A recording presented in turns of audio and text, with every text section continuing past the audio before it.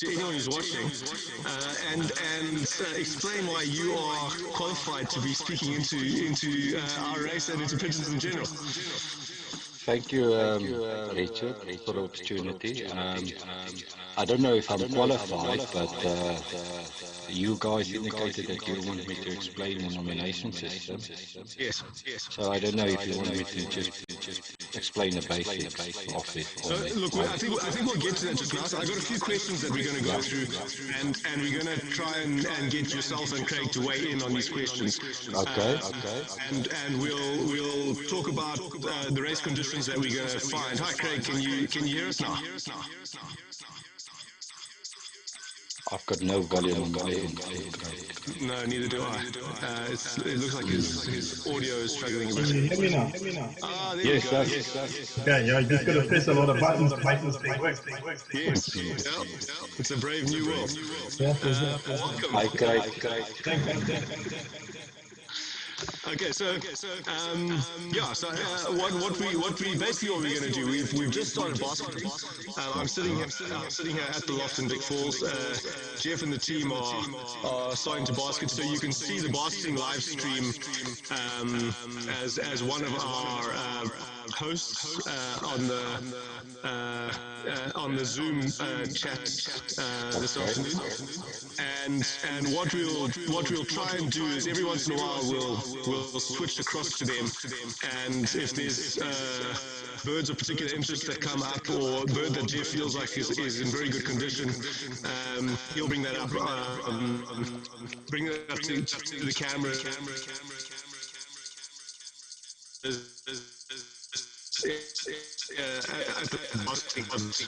What's going on? The birds that are basketed are the actual birds that the ring numbers match, and that everything is kosher. So we've got a few questions to go through while that basketing's happening, so we can watch what's going, and we want to talk, Craig. We want to talk a bit.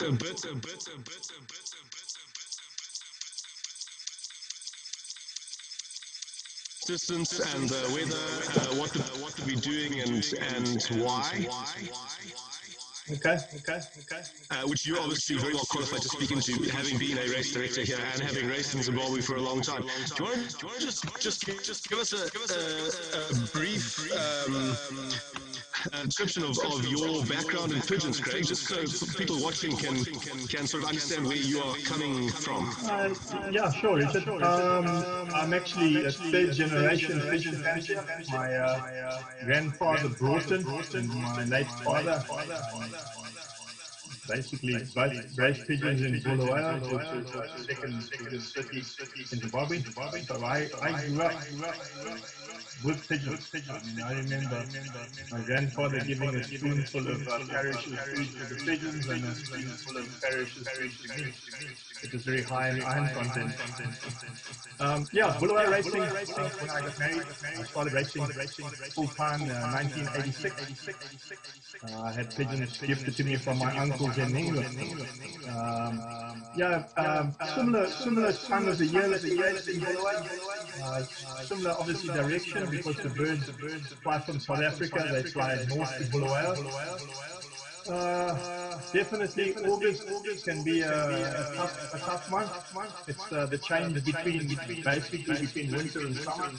So whilst most of the racing in Bulawayo was fairly easy, we had our speaker sale race every year was towards the middle of August, which is the same as we have now with the Big Falls race, and it was from Johannesburg, which was just over 500 kilometers again. And we had some years very, very good racing, and we had some years where we got a hot the pigeons. So yeah, it's going to be an interesting day. Obviously, I think our Mazunga Liberation, 544 k's, is going to be at 7 a.m.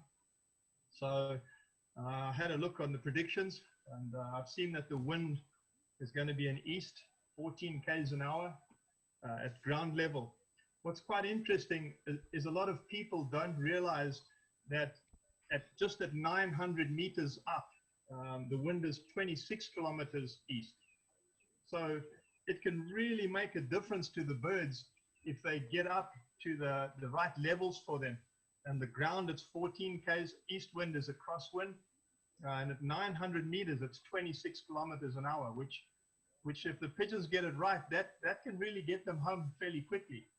But obviously some birds will use that to their advantage and others won't. I just went along, further along the route. The liberation temperature will be 16 degrees Celsius, which is very nice. And for the I looked at 11 a.m.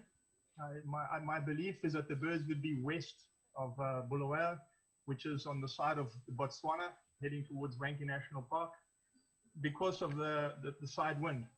In Bulawayo at 11 o'clock, there's a prediction of an east wind of 10 k's an hour. Just to let everybody know that just outside of Bulawayo, we have the Matopus Hills. It's a national park, very rugged territory, very high population of raptors, unfortunately. But when the birds get to that, hopefully they'll really be moving along. So they shouldn't be spending too much time, to get around the Matopus. Yeah, and then just up on the west side is my prediction.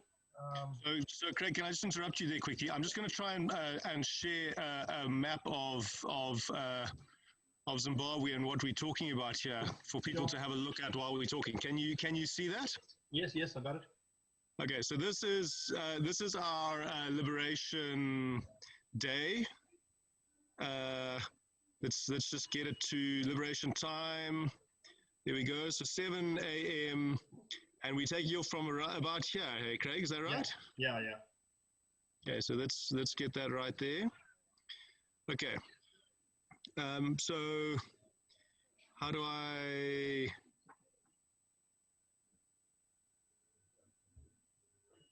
Trying to find my way around here. If you have a look at the right-hand side of Windy, there's a little bar that will give you your height. So it'll tell you at 0 at ground level, and then it'll tell you at like 800, 1,000, 1,500 meters. And it's quite amazing at how the wind speeds can pick up and right. Okay, so I can see that. Yeah, we can't see it on that's because photographs are there. That's at 750 meters there. Yeah, you see the difference. It's amazing. So if the pigeons pick up that, it will make a really, really big difference. Yes. So this, I think, is at the surface is 25 k's an hour. Yeah. Right. So we've got. Sorry, I'm just gonna try and add in here. We've got an extra panelist who we've invited, which is Gerard Koopman. And so I'm just going to try and bring him on board here. Do you want to do this, Kim? Right, here we go. Go to attendees, if that's where he is. There we go. Yeah. Yeah. Right to panelist. There we go.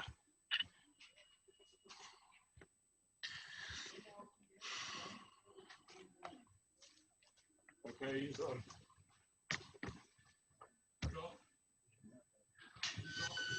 He's on now. Okay, so while we wait, just for anyone who's joined us in the meantime,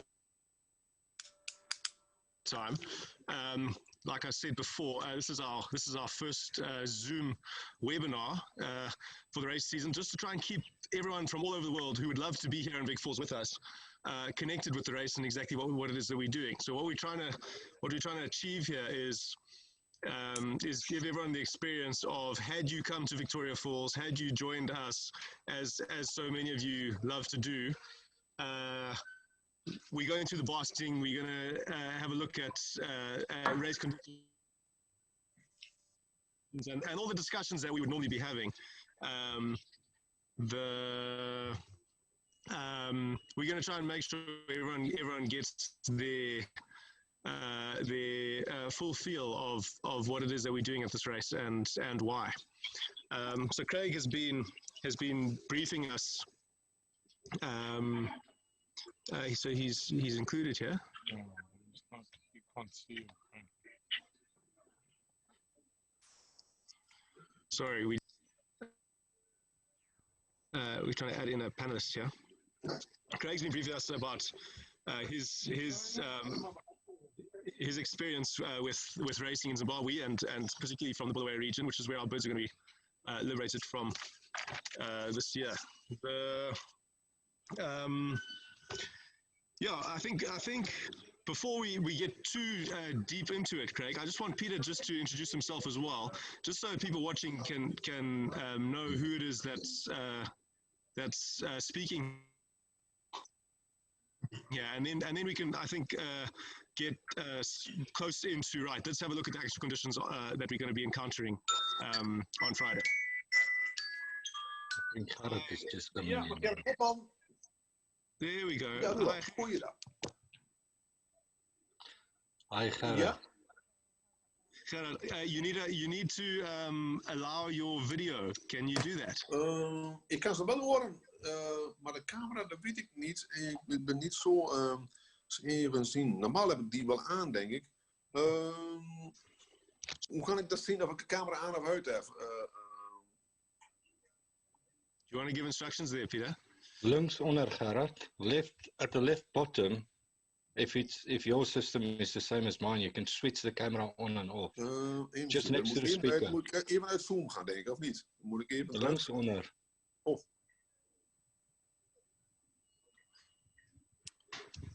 Even zien, no? Mute, start video, staat een ding voor. Start video. Start video. Even zien, dan moet ik misschien start video. Ja. That's it, Gerrit. There we Ja, go. ja. Ik zie me nu zelf. Welcome. Ja, dus dat was even een eigen... ik heb het zelf uitstaan. En wat moet ik nu nog meer doen, Roelof? Of dat zou dit er zijn? Oh. Oké. Nou, yo, laat deze telefoon leg ik uit. Yo. Yeah. Gerrit, we can. You'll have to try and speak English. Can I speak dialect English? You'll have to test your English today. Maybe of the heat. Right, maybe welcome. I will talk some English nobody can understand. Yes. So it looks like I am now on board. Yes, you are. Yes, you are. You turned the video off again. No, there we go. It's back on. Back on. Okay, so we've just started, Gerard, and we're just introducing our panelists. We're going to be doing basking for a couple of hours now, and we'll be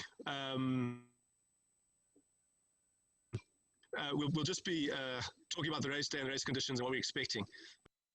Okay. But Peter, do you want to introduce yourself, and then Gerard can introduce himself, and then we can maybe get into the specifics. Right, I'm Peter Webberholzer. I followed One Love Racing for the past 20 years over different countries. I also ship pigeons for the Victoria Falls. I'm the UK shipper. And I race pigeons myself for the past 18 years in the UK. But I'm a big fan of One Love Racing, and that's how I came to work with Jeffelo. And was invited as a shipper to the race, which is an honor for me. That's all in a nutshell, Richard.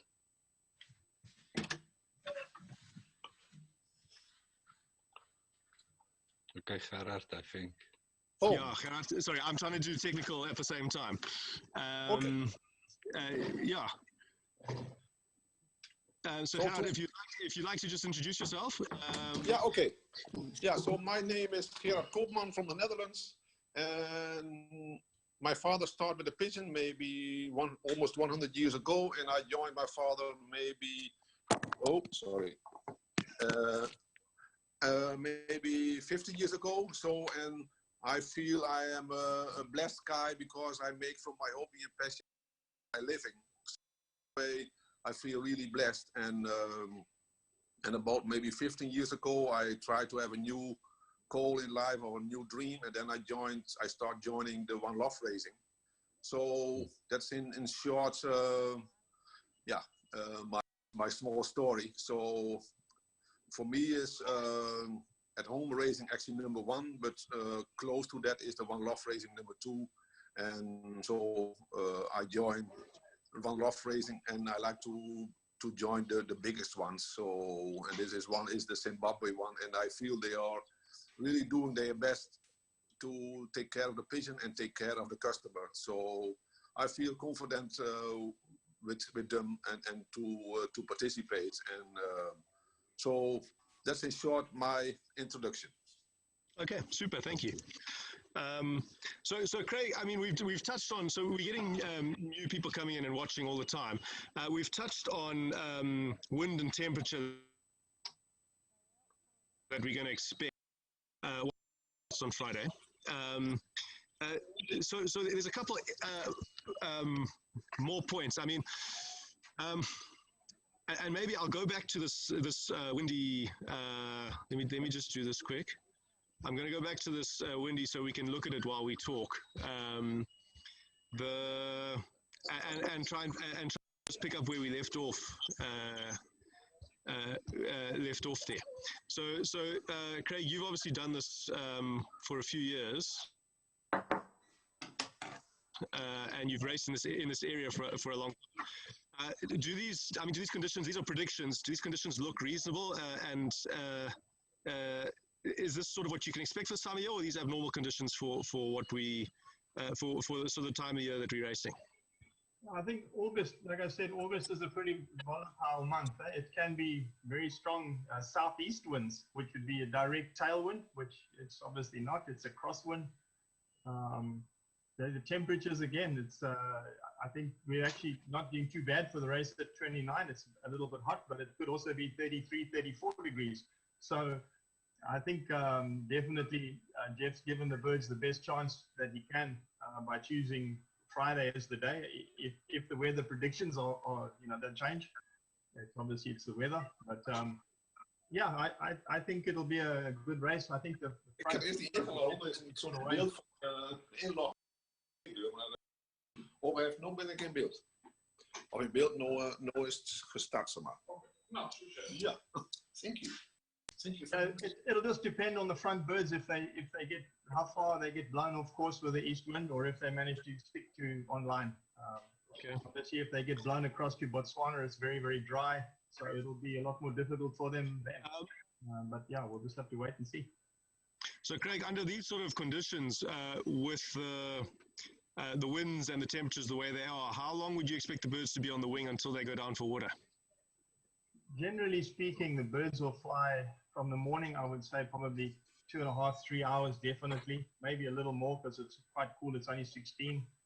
I think once it gets past 10 o'clock in the morning, the birds come down pretty much every hour or as much as they can find water, because water is pretty restricted, especially on the west side of the country. So I think the birds have had enough experience that they know when they see water, they'll come down and drink. Yeah, just I think one of the things that people also have to understand, that Zimbabwe is a very wild country, and as much as we have a lot of raptors, a lot of the water points where doves drink is where the pigeons will go down to drink as well. And of course the raptors, they know that. So the pigeons have to be really on top of their game, this just to stay alive and race this race. Yeah. Okay. So just to give an overview here, we're going to be taking off from about here at about morning and racing up to, you can't actually, it doesn't say Vic Falls, it says Livingston, which is the town on the Zambian side. Yeah. We're racing up to here. Can you see, you can see where my mouse is hovering there. Yeah. And so 2.5, 3 hours is going to put them just this side of Bulawayo. It's quite it's a very arid sort of region, that area, hey Craig? Yeah, it is very, very dry. If the bird straight over Bulawayo and stuck directly straight, sort of right over depth, they would fly up the Gwai River. But obviously with an east wind, if it blows them off course, then they get over to Botswana, which is very, very dry. Sandveld is very little water. Wankie National Park, where they'll be, obviously pump water for the birds.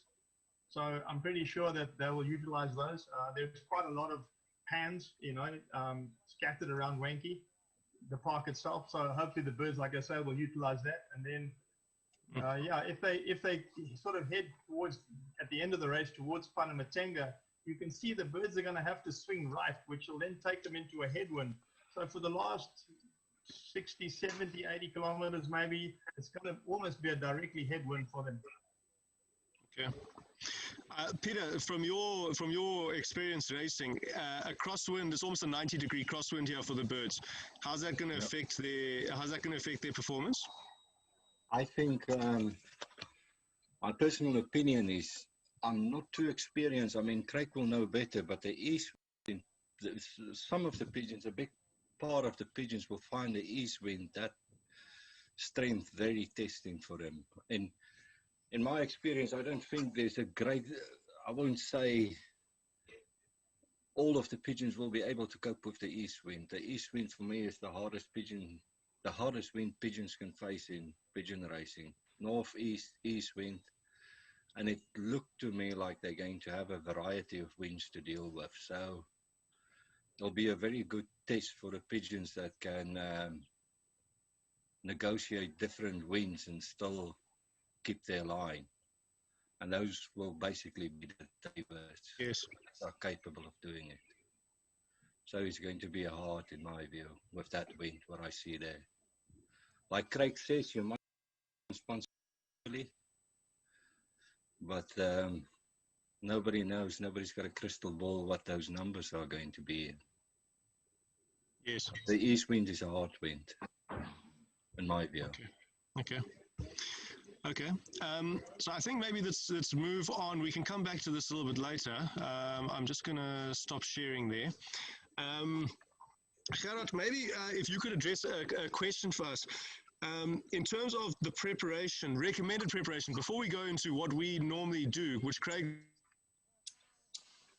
will know very well, preparation for a long race like this under hot conditions, what would you, I mean, you like you said, your primary focus is racing out of your own loft. What would you do for your birds under these sort of conditions? I like to go maybe back to one step further before the preparation. I think it's more the family who can do it or not. Okay, so it was my next question. Yes. Yeah. So I think to go back to the first step, I think first you need to find out if your family of pigeon can do this, and that's the main thing. And the other things is a detail. Of course, a detail is important, but it's not the most important. So. Right. Let's say when you have maybe an explanation. Let's say you have in a human athletics, you have Kenya or people from Ethiopia. They are very suitable in normally for the marathon racing. Yes. So, and you have maybe the Usain Bolt is maybe this kind of family is good for short distance racing, for the short distance. So. What I like to say is from Usain Bolt, you cannot make a marathon racer. And from the marathon family, the Ethiopians and the Kenyans, you cannot make a 100-meter walker. So in this way, I think the preparation is not a big thing for me. So of course, you pay attention to everything. So for me, the first step is the family is okay or not, they can do it. And then in the last 30 years, my preparation is in also basic in feeding is that a pigeon can. So maybe Gerard, before we get to that, while we're talking about the family specifically, I mean, what type of race are you sending to this race? Are you sending a marathon race, or are you sending a sprinter? I mean, what is the recommendation? Yeah. For me, when I speak to myself, my own family, 30 years ago, I start focus more on races from 500 to 700 kilometers at my own area. So that is for me. So I have actually one family. I have no family, three kinds, short distance, middle distance, or 1 day long distance. I have only one family. So, right.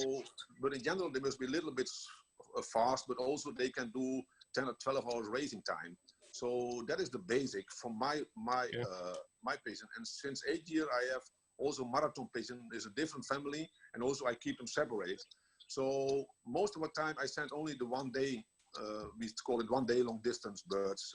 My own family, But no, next year I will send maybe when let's say example, maybe I send 100, I will send maybe 5 or 10 marathon pigeon for in case that this will be a really tough race or to have more chances. But I think in general, the 1 day long distance bird will be the best. Okay. Okay. And I mean, the fact that these birds are racing week after week after week, and as the season goes on, it's getting more and more and more difficult. It means they need to have the endurance, not just the endurance for a single race, but the endurance for a season, which they have to be able to cope with. You mean give them maybe one time extra rest, or this? You mean in preparation? Well, I'm correct me if I'm wrong, Peter, but it's one of the unique conditions of a one loft race is you can't pick your birds every week. Whereas when you're flying from your home loft, you can choose. Oh, this week we're going to race these birds. Next week we'll race those ones, and we'll race other birds. But with a one loft race, every bird flies every week, which means that they need a level of endurance, not just complete one race, but to complete an entire season, because every bird races the entire season. Yeah. So does that make sense?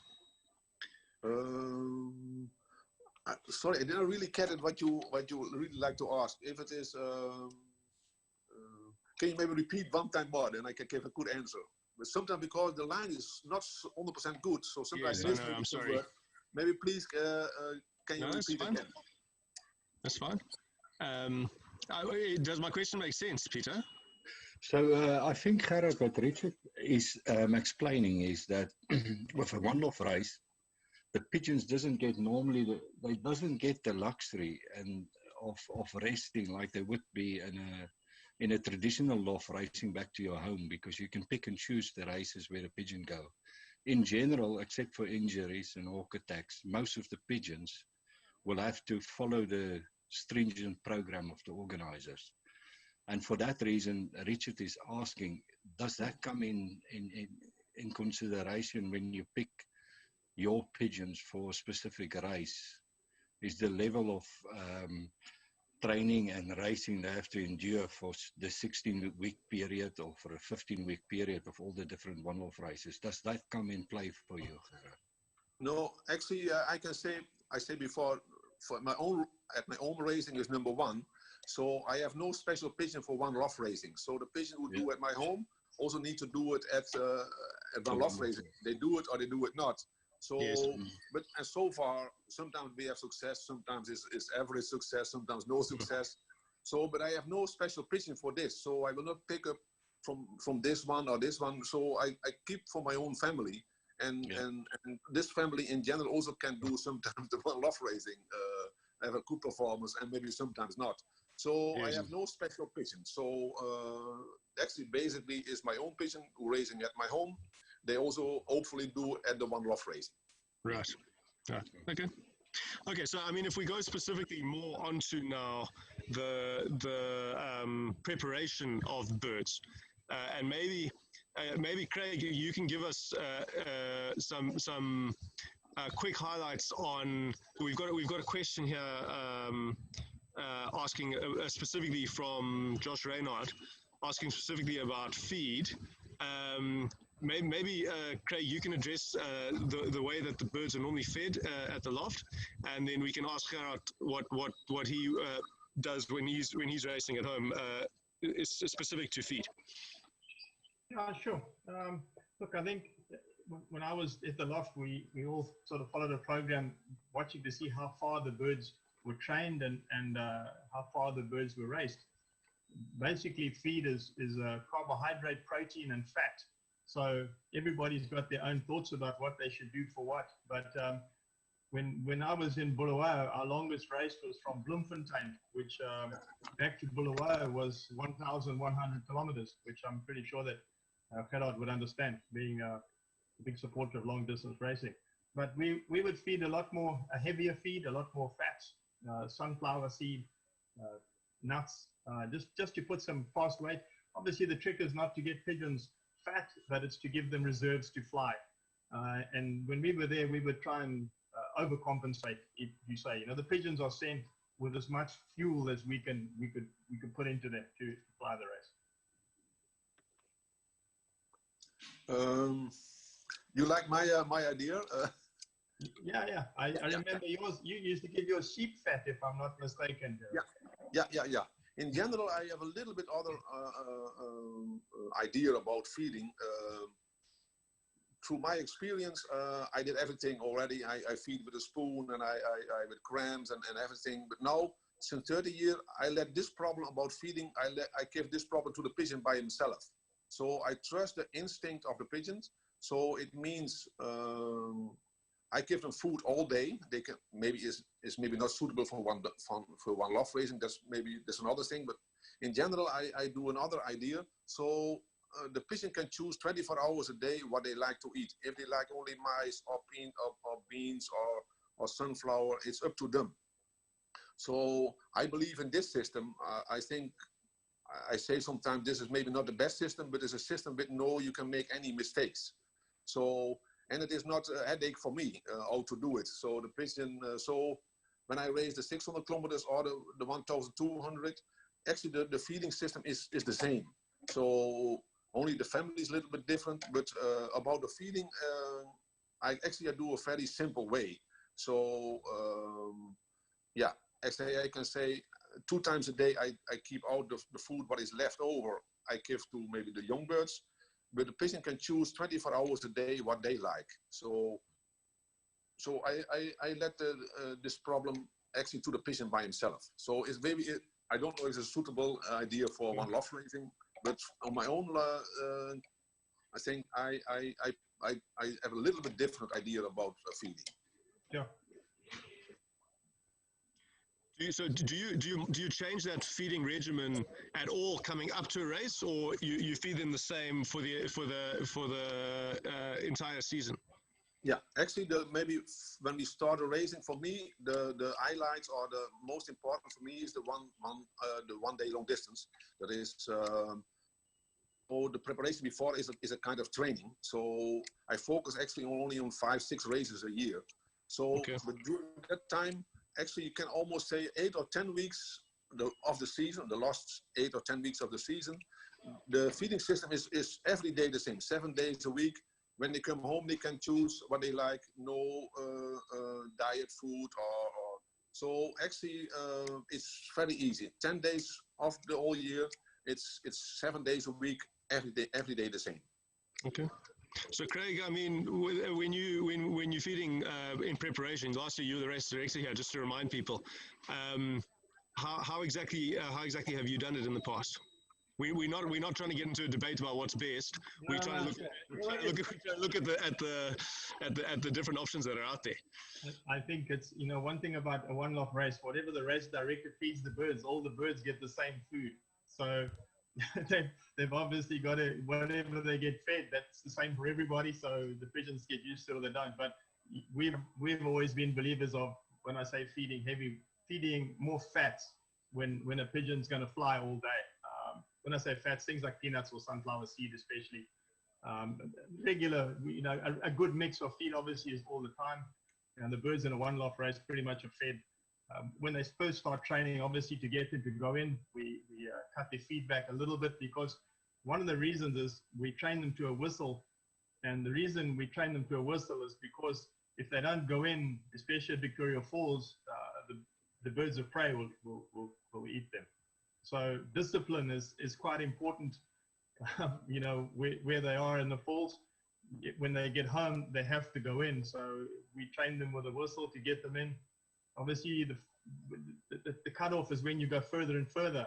You feed them more and more fats, so that they literally they don't need to eat for 2 days. When they're flying, they obviously come down from water, and you can see by some of the birds, even off a hard race, when they get back, the first thing they go for is water. They don't very often go straight for feed. So, and their weight is pretty good mostly. I mean, the pigeon that won the last year that I was there, Peter was there. I think he handled it with a blue pride. It hadn't lost hardly any weight. It was in really good condition. So, yeah, if the pigeon flies straight and comes home, I think we feed it enough, and it's got enough reserves to stay out an extra day if they need to. Peter, have you got anything specifically to add to this conversation? Are you speaking to me, Richard? Yes, I am. Yeah. No. I think you have to trust the people, on the ground that knows the environment there and the race conditions, like Craig and Jeff. They're the people that knows what over that distance and for that time on the wing, what's the best feet required. I mean, it changed with the weather, it changed with the wind. It's not a precise science, I think. So if you send to a race initially, you trust the people that run the race. So it's not, I can't comment on it. I don't have the experience to work with that kind of flocks and the preparation. I wouldn't be able to say exactly, but I fully agree with Craig that the birds need the energy in them. They need the fat. Because it's not a crystal ball, nobody can dictate the weather. And the arrival of the pigeons, like specifically last year, it was a 2-day race, but the pigeons worked in well till late on the second day. So the birds was obviously prepared for. Yes. So, yes. yeah. Unfortunately, it's pigeon racing. Yeah. Okay. And no more science. Yeah. Yeah. Is everyone there? Yeah, we are. Yeah. Okay. Right. Peter, can you hear us? Okay. Yes, I can hear you now. A question. Okay, no, good. A question that's come in, Craig, maybe if you can take this one. A question from Ton de Koval. Is there any likelihood that one bird could fly this entire distance, stay on the wing the whole time? Over this 540 kilometers that we're talking about for the final, is that in any way likely? Sorry, Richard, to interrupt. Is that meaning without going down for water? Without going down for water. So Ton has asked two questions. You can check it. You can see them in the chat there. Yeah. The first one is will there be any pigeons that will fly the whole way without drinking? So we've actually started. I mean, maybe I can weigh in a little bit on that. We've started putting tracking rings on our training birds. That get released with the main birds, and we've been posting those on Facebook so people can see. And even with those, even with the shorter training races, we still see those tracking birds going down, which we can sort of extrapolate to mean that the other birds will go down. But yeah, so maybe Craig, can you see the question from Ton there? No, I can't. But I mean, I don't believe that a pigeon will fly that many hours without coming down for water. It's too hot. Okay. So no, they'll definitely come down for water and probably more than once. Okay. Yeah. The second question is about the molt, and again, Craig, you're going to be best suited to answer this. In terms of the body condition and the molt progress for the birds that are flying, and whether there's any advantage or disadvantage to the African birds over the European birds or the Northern Hemisphere birds. One of the things that I quite liked was the fact that everybody sends their birds in the 1 year and the birds the following year. So we kind of felt that would put the birds molt all at the same. Obviously, all birds molt differently. We try and get the majority through the molt, and in the Northern Hemisphere, it's the opposite time of the year as the Southern Hemisphere. But once the birds have all been together for a year, I'm pretty sure that when you guys go through the birds, you'll see that most birds have got a full wing, which is very important, and their body molt is through as well. So I think everybody's pretty much on an even keel because of the amount of time the birds spend in the lot before they actually race. Yeah. And I think, that's what Jeff has been telling me as well, is that the molts all tend to synchronize once you're running a yearling race, and you've had all the birds in there for long enough to go through a full cycle of seasons. Even the Northern Hemisphere bird molt is triggered well before the race season starts. Bearing in mind for everyone that we're coming out of winter at the moment, we into our first sort of warm weeks of the year so far, and so we're getting into our summer. We just starting to get warm here. So in winter it's 25 degrees, and in summer it's 35 to 38 degrees. So we've all been frozen at 25 degrees Celsius here, and now now we appreciate a little bit of warmer weather.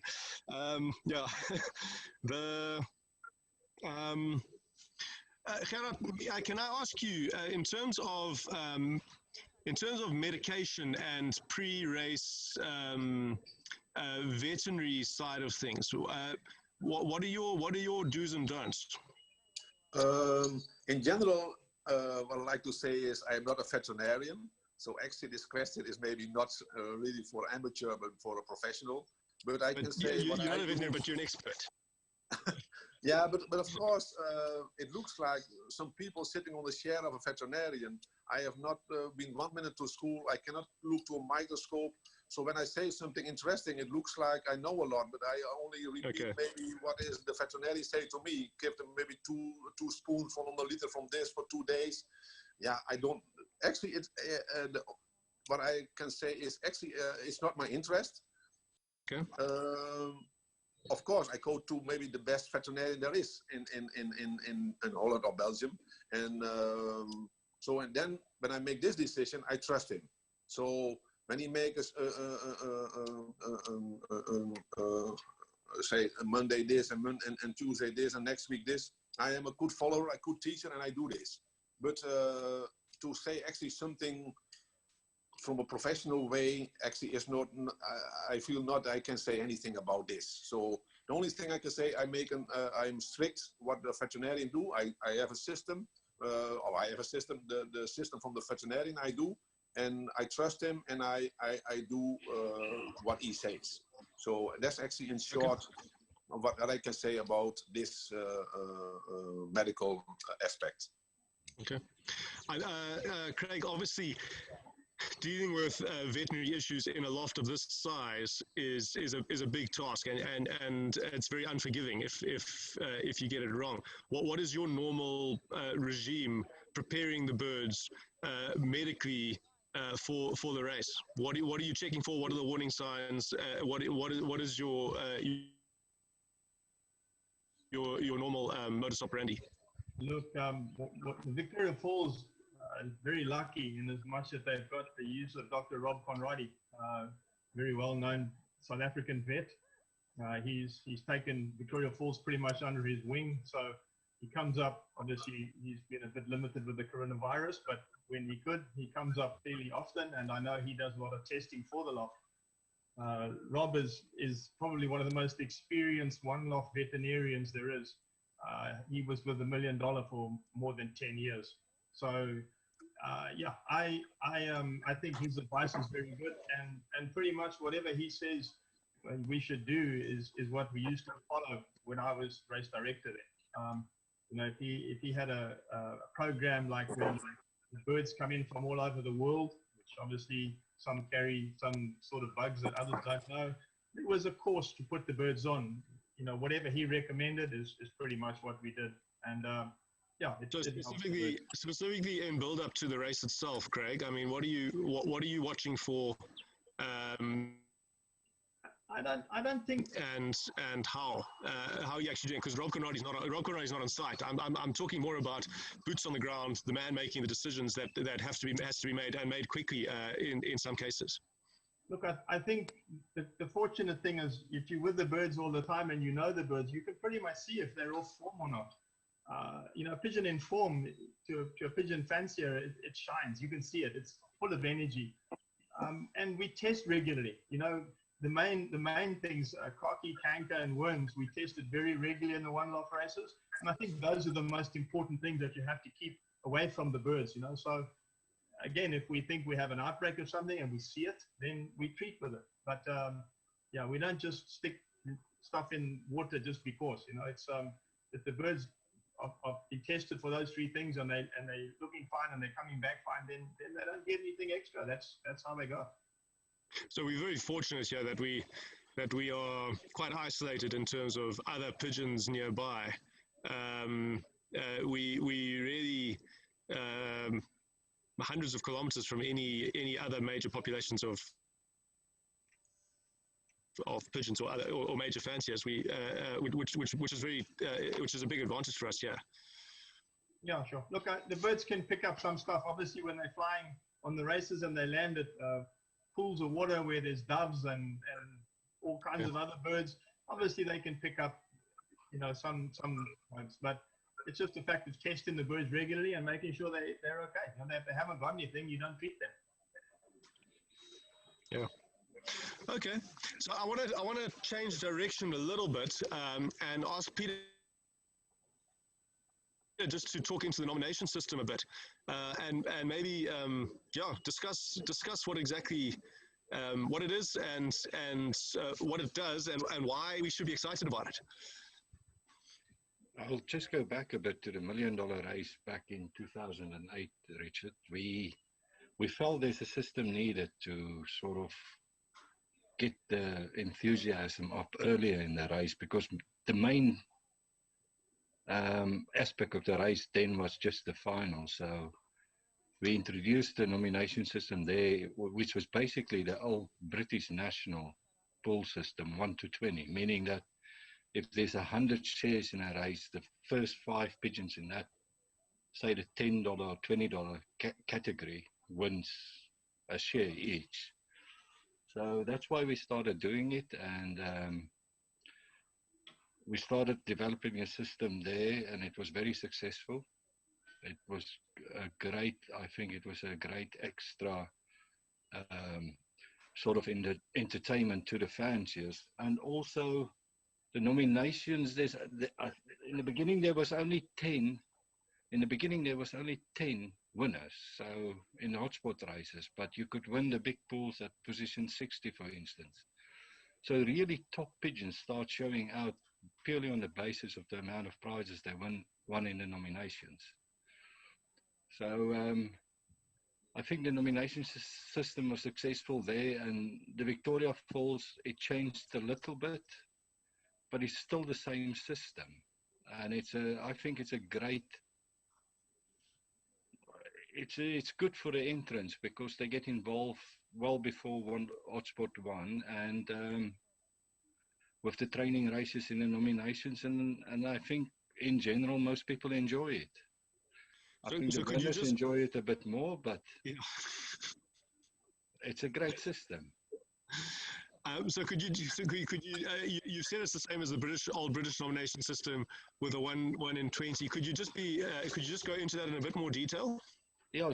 So basically, if there's 1,000 pigeons in the race, but 200 of the birds is entered in the $10, there will be 10 shares available at a 1 to 20 rate. So the top 10 pigeons nominated arriving in the hotspot race will then win money. Okay. So that's for the global pools in this race. It's 1 to 20, and it's set, I think you said it, at 1 to 4 for the national pools. So what a fancier is doing by entering that bonus race is he's in the national pool, pitting himself against his neighbours and aiming for his birds to come home in the top 25% in a 1 to 4 race. And his bird ends in the prize money if it's in the top 25 percentile. And in the global for the nominated pigeons then. For the nominated pigeons, yes. Yes. Yeah. And in the global, it's the same. But you're saying you're going to be in the top 5%. The top 5%. If it's a 1 in 20 race, the top 5% will be in the prize money, no matter how big the pool is. The top 5% of birds in that bonus race, in that nomination, is that's correct, is it? Yeah. Basically, that's the principle. Yeah. Okay. And it's very easy to access. You basically just logged in. You can only nominate your own pigeons. And of course you need money in your account, and that you can also do online by card. So it's fairly simple. Just follow the bonus races and read the instructions. Yeah. So I mean, nominating your own pigeons only it makes a distinction between we're not betting on a bird, we're not gambling on an arbitrary bird. These are your own birds that you've bred and you've entered into the race, which you are. Yeah, the pigeons has to belong to either yourself or your syndicate. Otherwise, it's classed as gambling. Yes. Yeah. So okay. You can only nominate, but the system itself does open it up for a lot of excitement in the future. I think you guys have discussed it already. You could have nominations for holidays out there, for all sorts of different, to make it more exciting in the future. But the basis for a good system is there now. And the most important thing is that many people doesn't realize is with the nomination system here specifically, it's real time. So basically it's computerized. With real time meaning the nomination winners get calculated as the birds arrive through a computer program, and it's available within seconds after the result. So that was done with a specific reason from the beginning. It eliminates any foul play. Yes. Or it's all done by virtually a click, and it's all visible beforehand, and there's a close-off time. Everything is very clear, and it's real time. So it's available immediately as the result rolls out. Yeah. Which I think is a great thing. It takes any doubt. So Gerard, out of interest, sorry, Peter, I interrupted. Sorry, it takes any doubt as to transparency. It eliminates any doubt, or it's very transparent. It's very effective. Yes. Okay. Gerard, out of interest, do you use the nomination system for your own birds? Yes, I do this year. I'm pooling a lot, and especially the Mr. Peter Ober also take my money, and the Pipa take my money. So far, I hopefully they take good care of my money, but I lost almost everything. So, Gerard, I think in this case it's just a loan repayment for all the money you took 10 years ago. Okay. It's an interest on investment. Okay. So, it looks like Gerard, they took care of my money, so I can be. Okay. I also do, and after 5 or 6 times losing, then I get a little bit no more appetite anymore. So a few things I like to say about this is maybe is positive comments. So what Peter say, in 1 second you know already if you win or lose, but I also like maybe on your account that they can do it more quickly, your money on your account if you win, because maybe the next day you have another race, and it sometimes takes 2 or 3 days. So there's maybe a point for the future, because when you have easy money or you win the money, you like to spend maybe the next day. But when the money is not on your account, so that is maybe not so positive in general for this nomination. Sure. And also I like to, another comment is, I don't like so specifically the country pooling, because let's say you are in a country, you are the only one participant, and you have another country who have 100. Actually, you like to join, maybe this is not possible because you are in a small country. Right. So I prefer to do only global, and everybody has the same chance. So that's a little bit from my side, some comments. So out of interest there, Gerard, if you had 2 pools that were the same number of people in the pool, but one was a 1 to 4 and one was a 1 to 20, which is nicer for you to look at? Yeah, of course, when you're a gambler and you have a good pigeon, you like to have even more opportunities. It's 1 to 4, 1 to 20, 1 to 100, so you pool everything. So it's up to you. So the more chances you have, maybe the more fun for the fanciers. So that actually I have no really comment. But I like maybe in general maybe 1 to 4, 1 to 10, and 1 to 20. And then you can choose by yourself. Yes. Yeah, obviously, the races that are available have to be limited to some degree because you have to have a certain number of people in that race to make it exciting. You don't want 10 people in one race and 10 in the next and 10 in the next. Better to have 30 people or 40 or 50 or 100 people in or pigeons rather in a specific race. That makes it much more interesting. Yeah, yes, yeah. Therefore, sometimes I was a little bit maybe, kind of jealous in the $1 million race. There was the Germans, they sent the most. They had also had their own country pooling.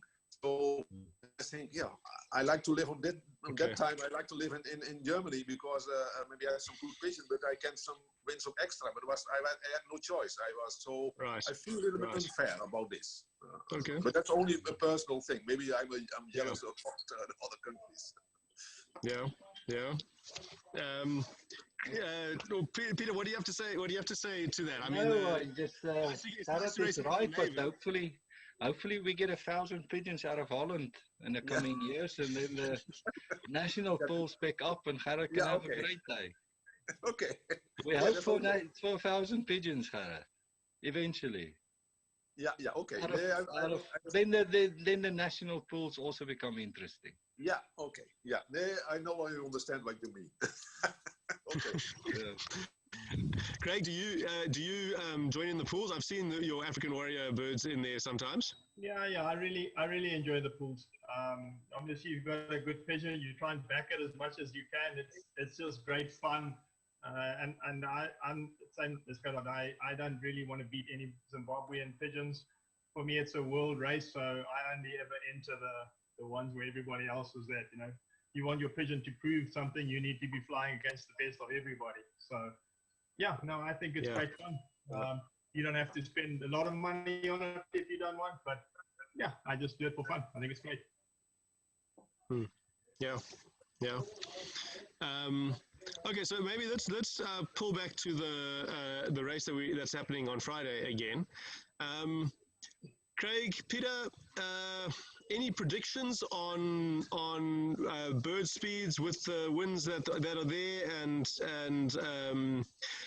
average meters per minute that we can be looking at? You want Craig to go first or me, Richard? You go first, Peter. I'm interested to see what you say. Yeah, I don't like making predictions on final races because we still at Wednesday and the weather and the wind changed last year. The wind actually changed on the final day. Yeah, I think the weatherman had it wrong. We had it wrong. Everybody had it wrong. Otherwise, we had day pigeons. But this year, looking at what I see now, my prediction is, with the shortage of the race, is 1350. Okay. Yeah, I think 1350 leading pigeons, but then not so many afterwards. 50 to 80 pigeons on the day, but I can be totally wrong. That's my feeling at this stage. Okay, so that would bring them 1350. What time would that bring them in? I'm not sure. I haven't sit and worked it all out. But 2 o'clock. 2 o'clock. Yeah, 1:30. I would think 1:30, 2 o'clock. Okay. Craig, what do you think? Yeah, when you look at the weather predictions, and obviously everything is a prediction, we've got to start thinking like politicians. But yes. If the birds get up and they get into we're gonna hold this. We're gonna hold you to this, Craig. You know what? You really put your neck on the block here. But I figured 7 hours, so I said 2 o'clock, which will be 1300. The front birds can really trick you if they can get into that 26 k's an hour east wind at a different height.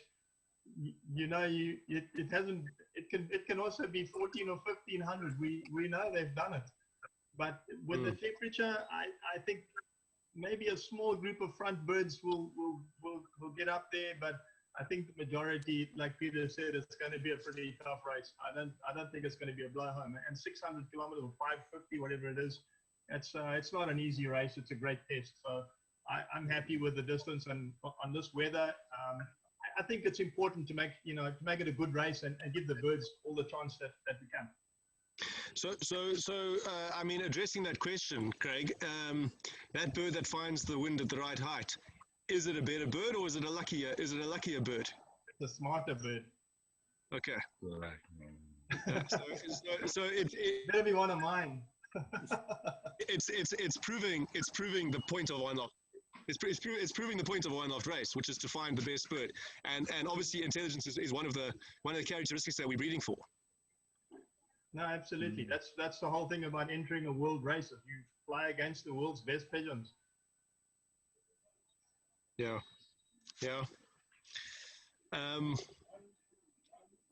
Okay, I'm gonna stop this here. So we've pretty much come to the end of our schedule. I don't know if anyone's been watching the basketing live stream as we go. They're obviously carrying on with things,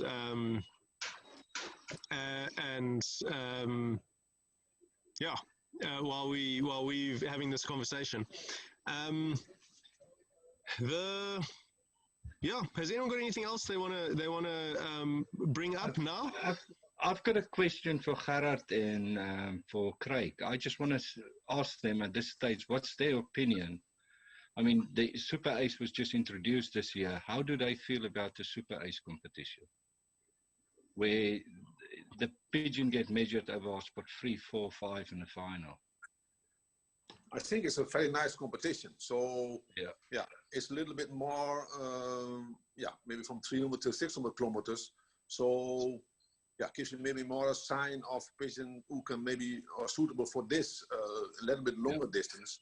So in general, the more competition you have, the same like maybe with pooling, everything is maybe a little bit exciting extra. So when you're maybe not good on the final, but you have maybe an ace pigeon, you're still very happy. And maybe you have the first of 60 kilometers, maybe 500 pigeons come together, but you are the first one, you are have a nice day. So so in this way, it's very positive. So and you can join or not. So it's free, a free competition. So and also to speak for myself, I do the one love racing is a kind of fun part. What I say, my horse is number one. But also sometimes maybe you have a pigeon do at home very good, and in the one love racing very good. You have a little bit more signs from about your breeding ideas. Is it good or not? So in this way, I think in general, one love racing can bring you some extra. So the fun part is number one, and the second part is maybe, you have maybe a brother or a sister from that home who are doing very good. So in general, I see this as very positive. And also more competition, more pooling, let them go. Very good. So that's my idea. Sorry. Go ahead.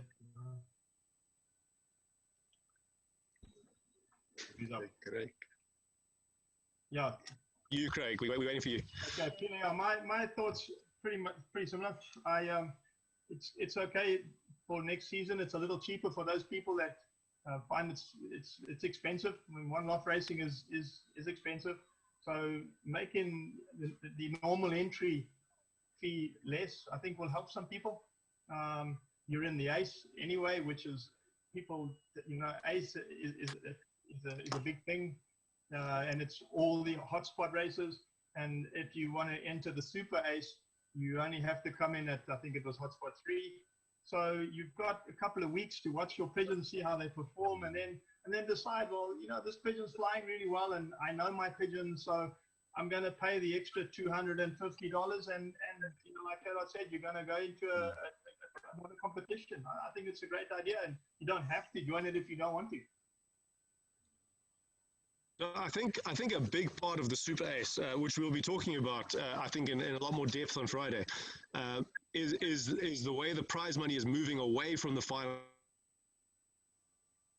onto the Super Ace. And I think that's where people have opinions about it. A lot of the opinions are by doing that, you're showing recognition and rewarding the birds that do well continuously over multiple races, over the birds that do well on a single race, and it's not the way things have historically been done. It's moving in a new direction in terms of one loft racing, and maybe Gerard, I mean, it'd be interesting to hear your take on that. It's not just an extra competition, but it's bringing a lot more recognition because of the monetary reward that gets put on those places now. It starts to make it much more about the Super Ace and less about the final.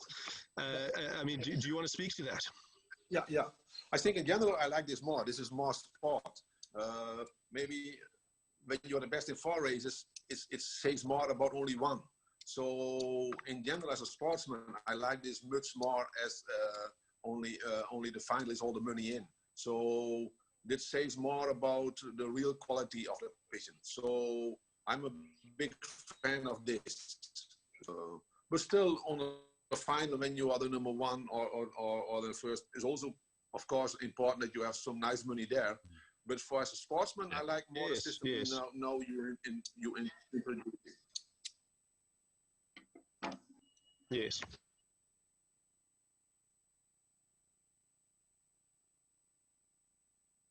Of those races, and the way the points are calculated, the final counts the most towards the Super Ace because it's the longest of the races, and the longer races have more points on them, which is only fair. Yeah. Great. Yeah, good. Gents, thank you very much. Thanks for joining in. Much appreciated. Yes. But I like to say I think what I'm going to do is I'm going to leave. Yes. I just want to ask. Yeah, like one thing. Actually, in normally the first 1 hour is for this race is for free, but already I spent 10 minutes more. So where can I send the invoice about this extra 10 minutes to the Karen or Jeff? Or no, to Craig. Craig is gonna sort it out for you. Okay. Okay, guys. Okay. But in general, I'd like to say thank you for the organization. Guys, thanks very much. I'm going to leave the... Sorry. Yeah. So okay, I say really thank you for this opportunity to give us to join this nice race. And I was not so happy that I cannot go, but for sure, I like to see the Zimbabwe and the Victoria Falls and the people who do this. So I say really thank you for giving us the opportunity to this platform to race with our patients. And all the best for Friday for everyone.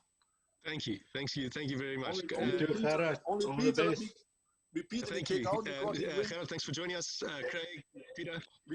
Only the one thing we kicked Peter out. He went too much already last year, so he is the only one who cannot win anymore. Yeah, Peter's smiling. Peter's smiling in this race. Yeah. We'll see how the chips fall, Gerard. We'll see how the chips fall this year. Okay. Okay. All the best. Bye-bye. Okay. So I'm gonna leave the basketing stream going, and I think the rest of us can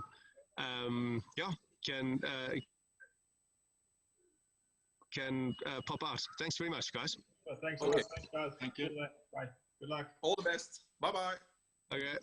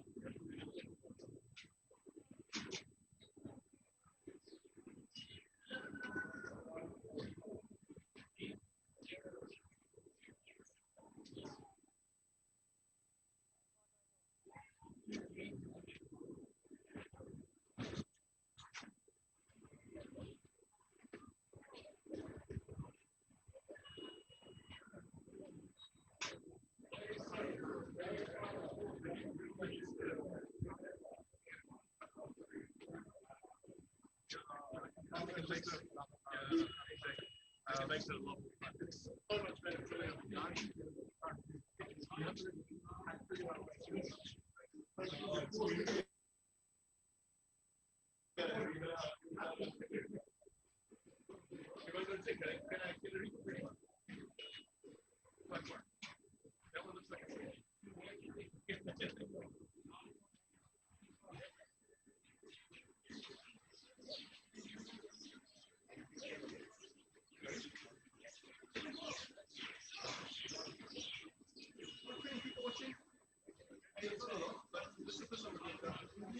Really, the whole point of this was the warm-up.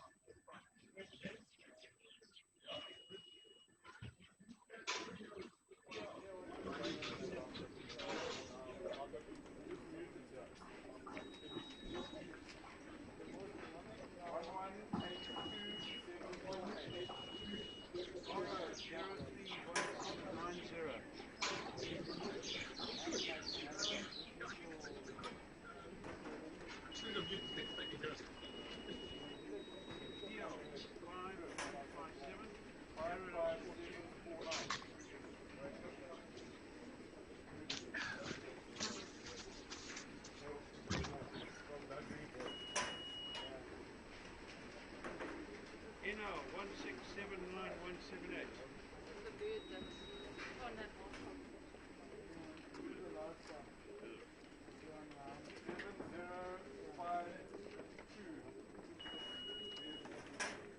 BE 4185080. Okay, so that basket's full, right? Start this side again. DE 4059993. 45267. DV 01934 182.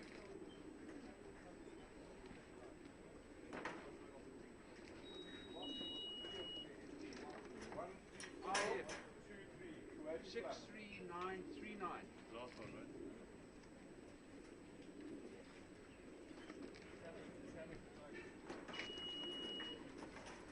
IF AFL.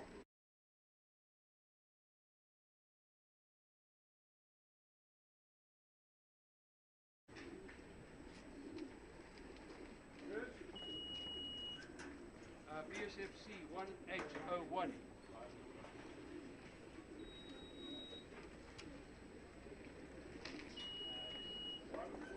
MRPF 1467.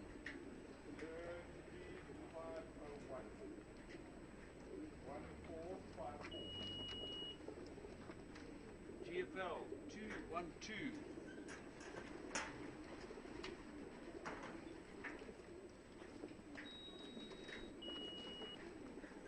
NO 1023236.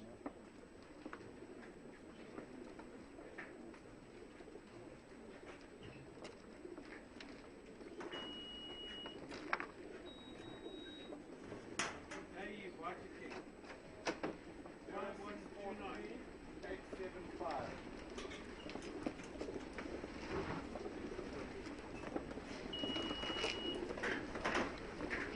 Kuwait 9 438 Number 17 is another one. 8617. Yeah. Just double check. Yeah. Number 17. That one, yeah. Yeah, I know. Stop getting the show. Water King 5126. 14 AU laser. Wait, we'll put another code there. BE 6120906.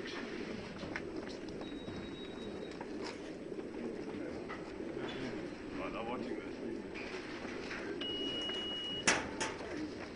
NO 1221452.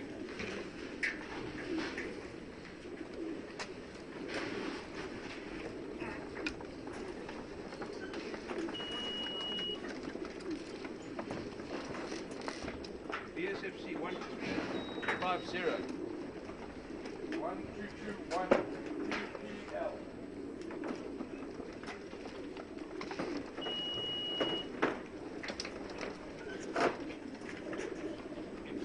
What, 9038771.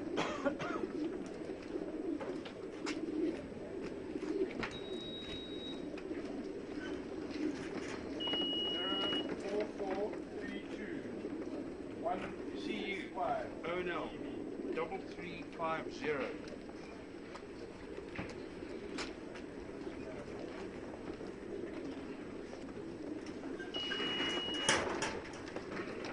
BE 5095957.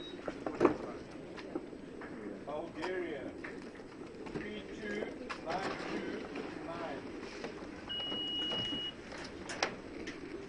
Irish Syndicate 772.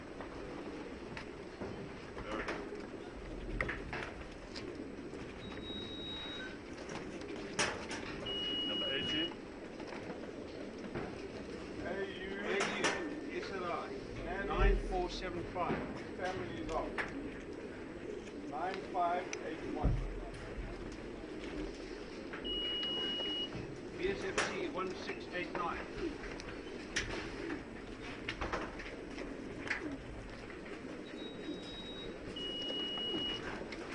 NL 1022927. 019550.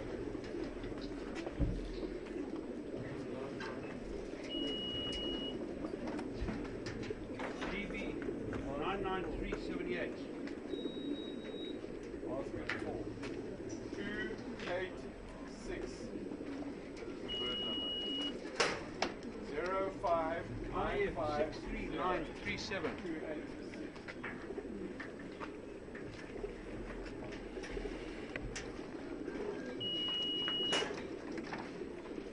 KPK 7844.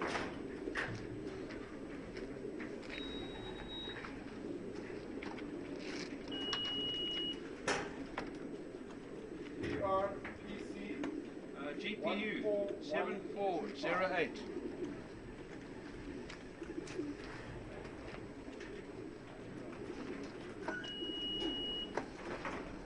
NL 1651244.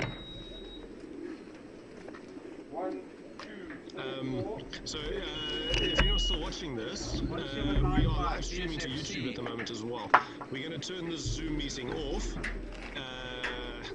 Ton, I can see you're still on. We're going to turn this Zoom meeting off.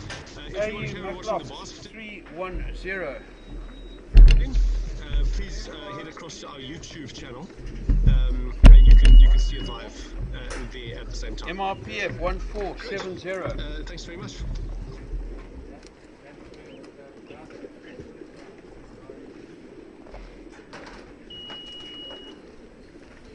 One 1811 BSFC.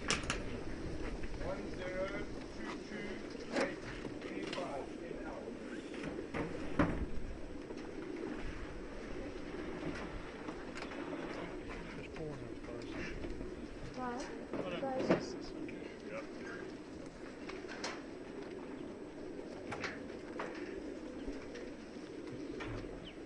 Just sort that out, it's falling down.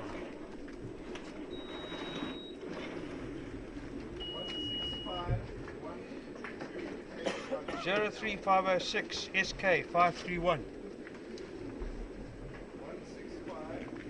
Did I scan it?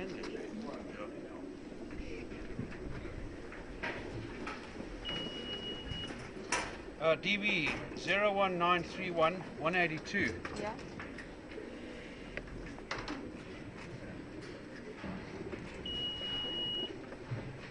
NL 1259787. Is that the last one, right? This is last one for number 80. Okay. Bird number 137. GB 44438.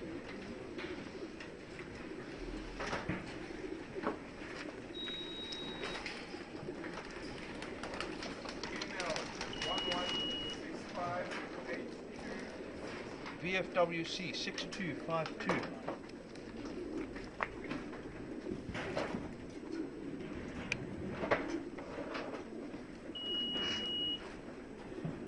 Kuwait 70562.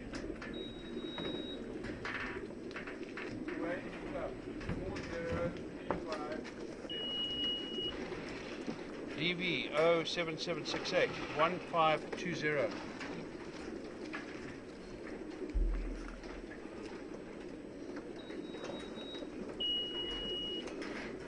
NL 1532047.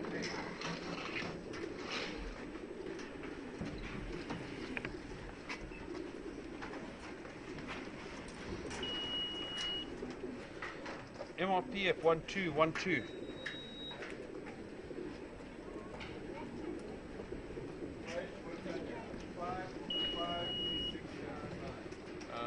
DV 03574 497.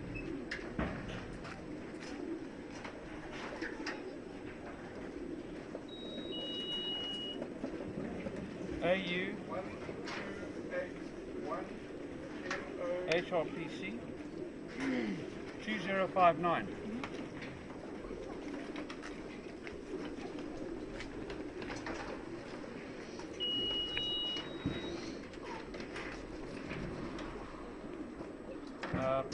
PL 750769.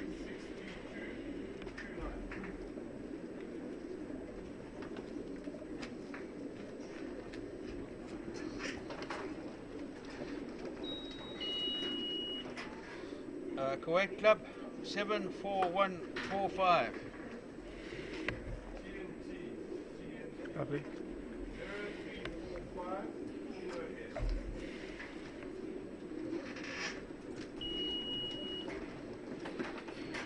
Double 792 CH.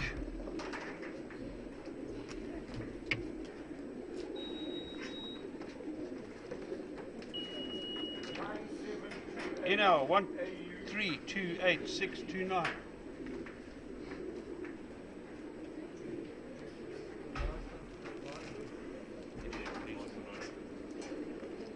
How many have you done? 280. On both sides. On the other side only. So she's probably done about 240 odd. Of the That's 1,000. not- No, it's about 860. About 860. So we're probably on, we're probably on just over 500. But we're going to put up here. And Delhi can And Delhi? Go.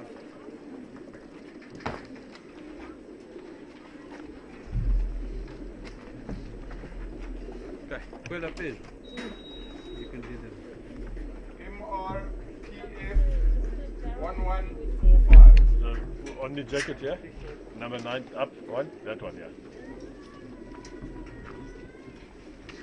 Yeah, that one.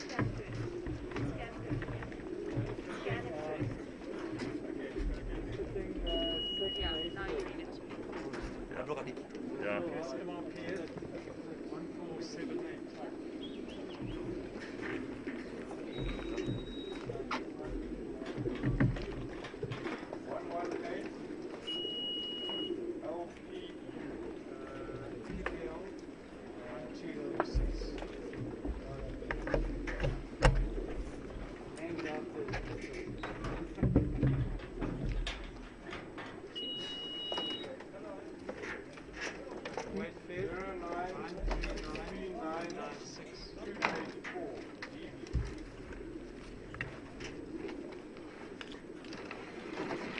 Right, 10 die. Now move that jacket there. Now he's doing that one, eh? Yeah, 15. 15. 275.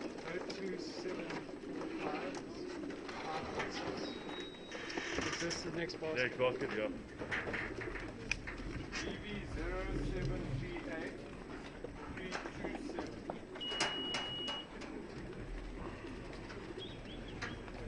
AUAA 2736.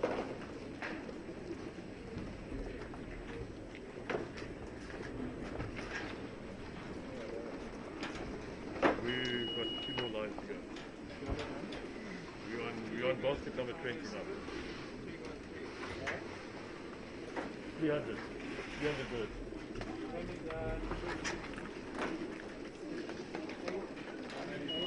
You guys are way behind.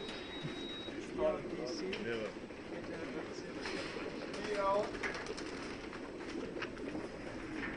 5186 0442. DB bird 0556 752.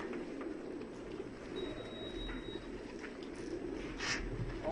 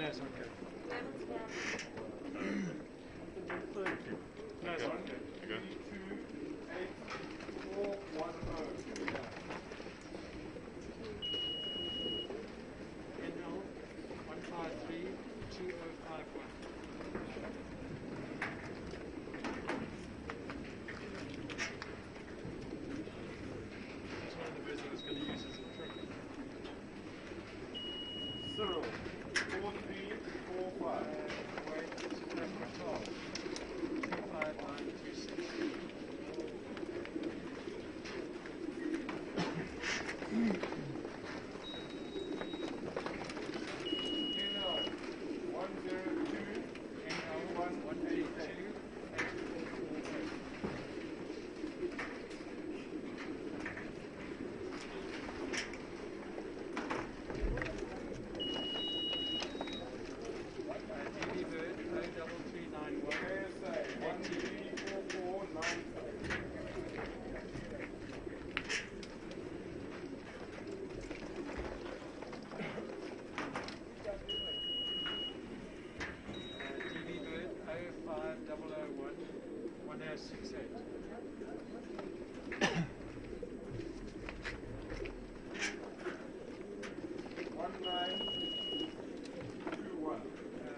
KSA bird 159293.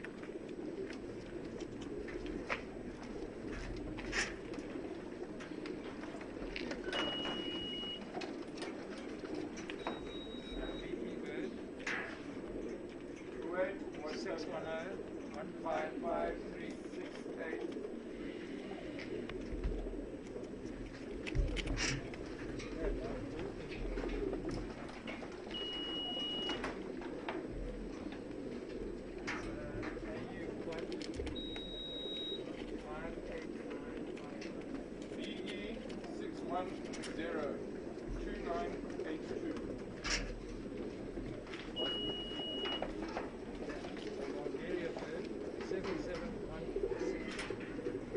And last one.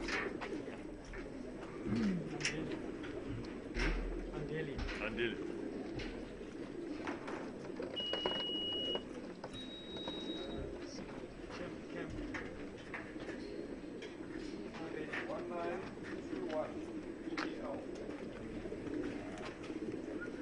Nice bird.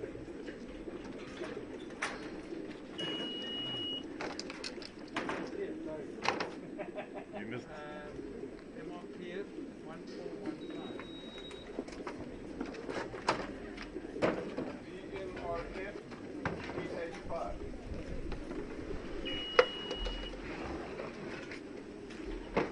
DD bird 07 387 333. Anybody want a drink? Nah, Patrick. Really expensive.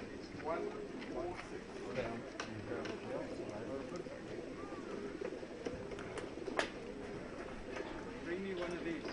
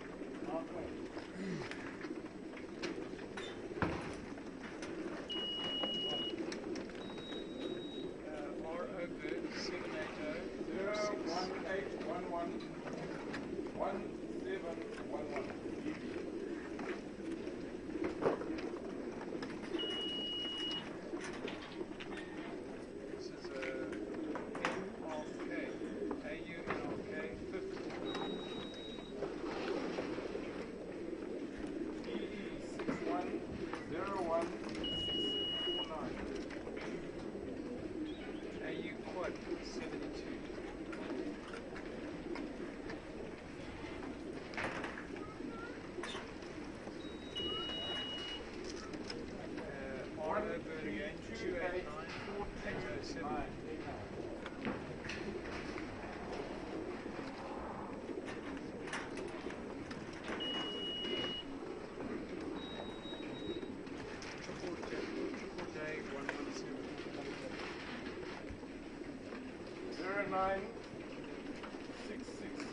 Yeah.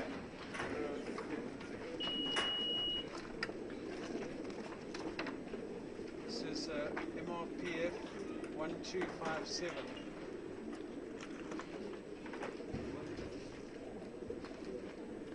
That's it, eh? And then, next one. NL 158 4578. 03501 1496 KL Bird 750 716.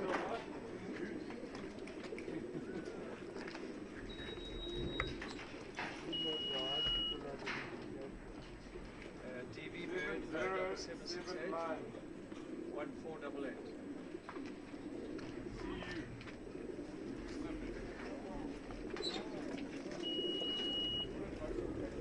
PPL Bird 1224. Michelle.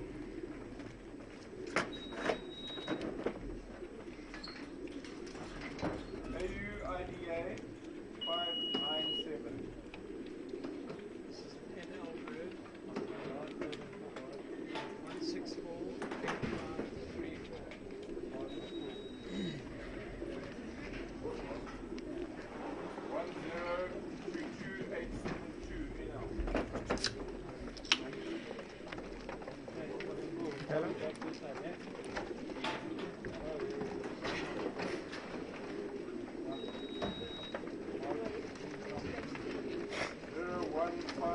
Okay.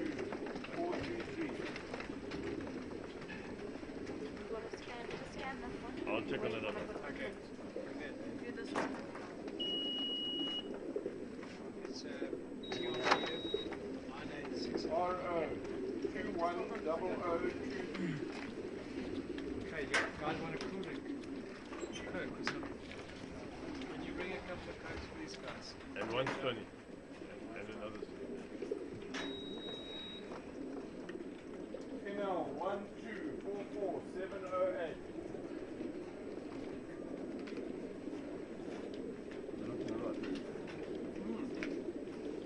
Chair,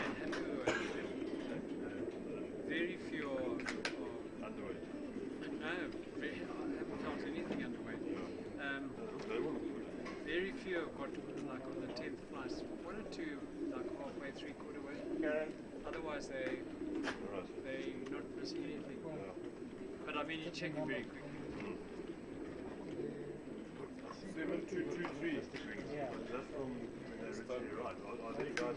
It's a non-racing bird. Yeah, but we weren't going to go 19. No, thank you. it was because we marked them for us. This is They a were heads or they were stud bird. another one.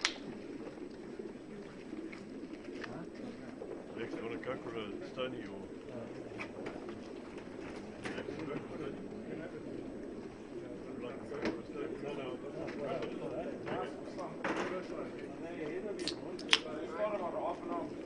That's what happens if you come at 9 o'clock. 4041 Slim. Where the track is going to go in anyway. Set up 1111 on top. We should set up one now. Where's that basket that's... So 1, 2, 3, 4. Give us a tracker bird in there, please. Bring the basket here.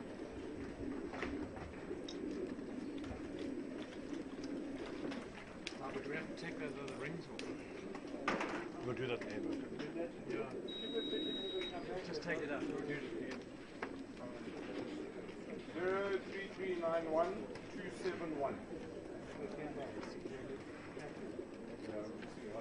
Those are just the back. There's one bird that you took out, and the birds are supposed to be trackers, maybe they're not trackers. Yeah, that's right. There's two tracker birds that you just put one away.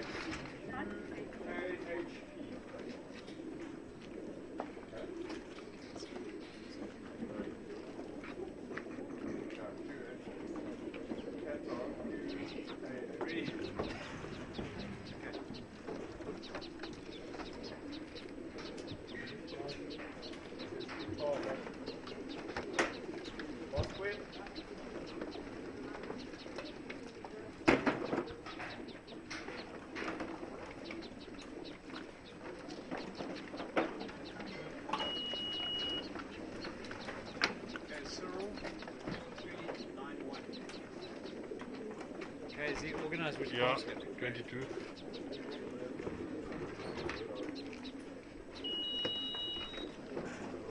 GB Bird B49800.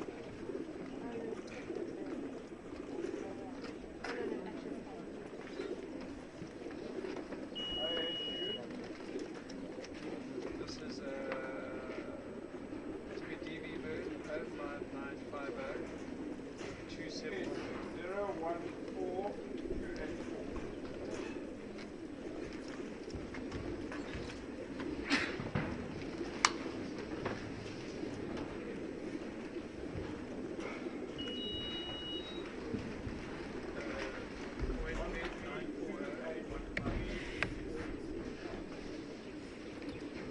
Sorry? I'm recording your paper. Something different to see.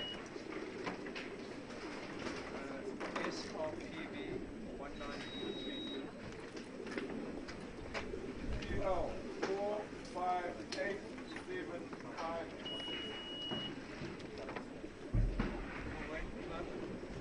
60274.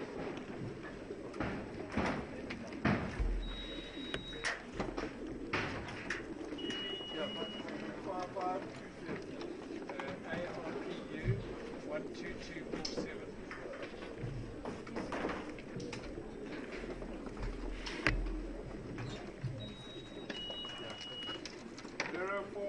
This is a GBZ Bird 76279.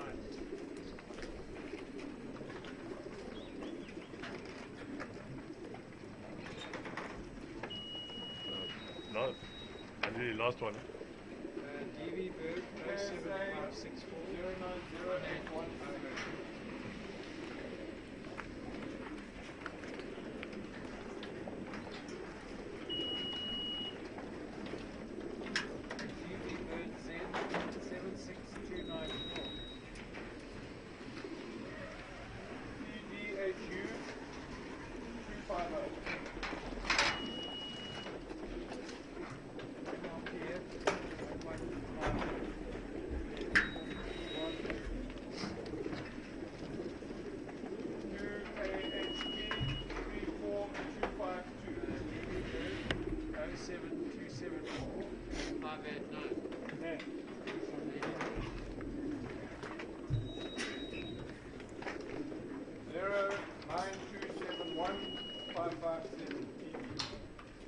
PL Bird 57119 751193 110593.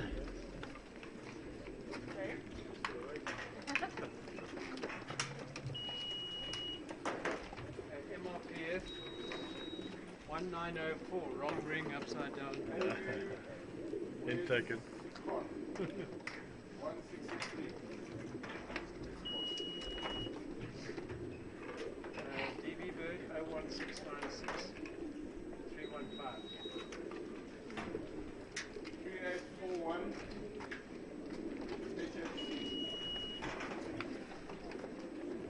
ARPU Bird 71971.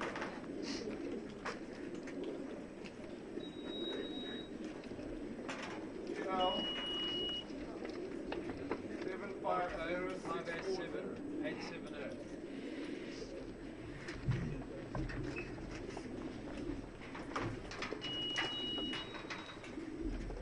NL Bird 13870. 943890.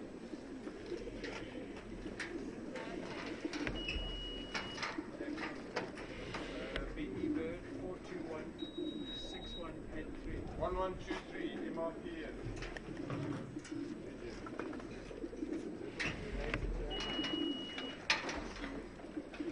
Qatar Bird 2586 71932. 90. Upside AU down 6. 6.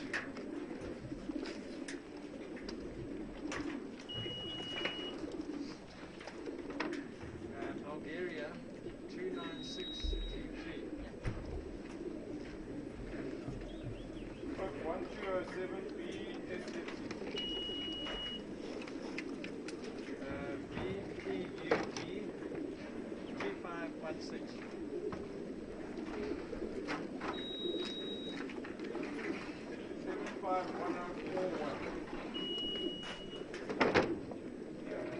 Dan 076 0940.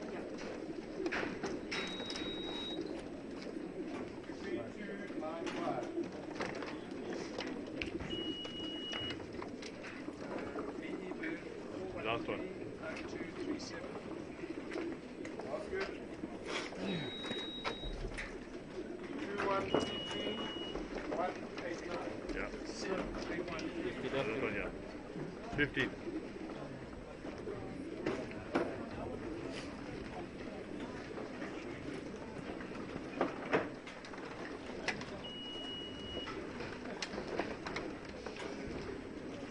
Wait, paid.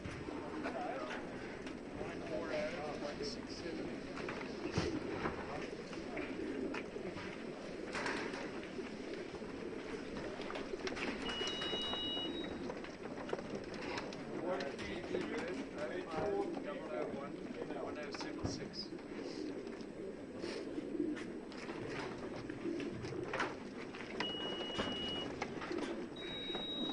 VSFC 940141.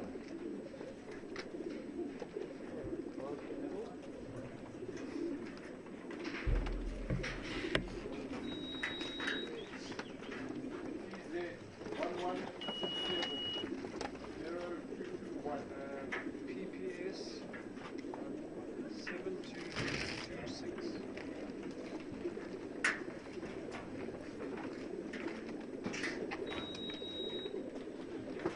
NL 1328350. GBZ 76289.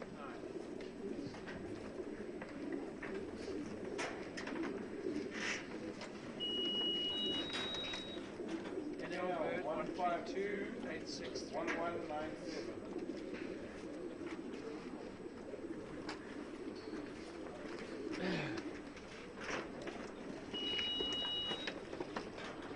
DB Bird 05264. NL 750724.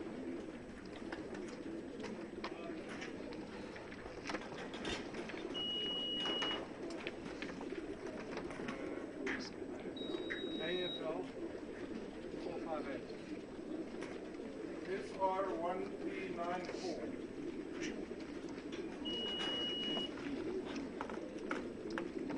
KSA 059423.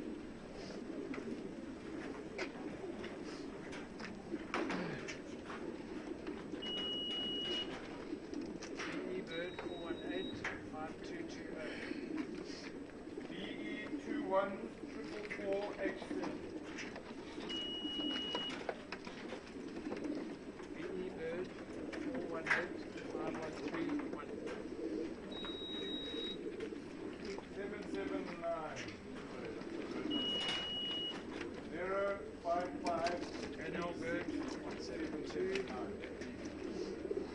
9702.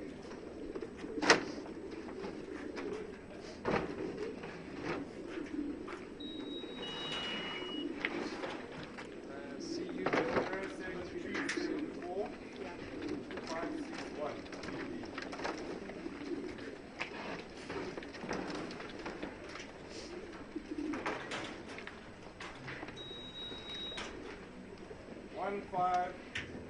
1454. Came off the air.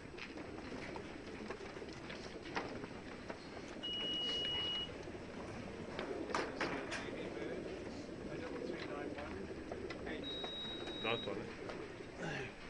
BSFC 1696.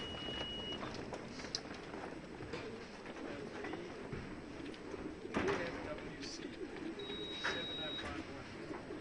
932536.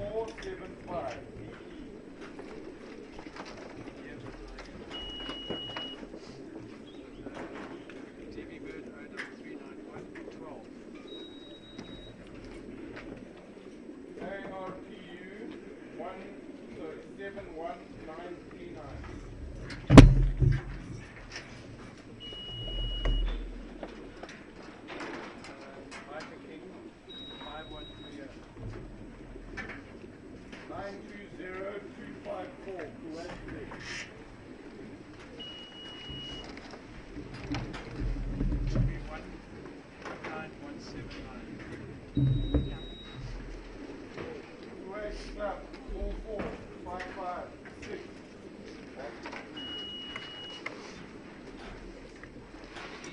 02539 595. Female 1797832. This is WBC 557. Basket. TV 05536 771. Slim 299. Yeah.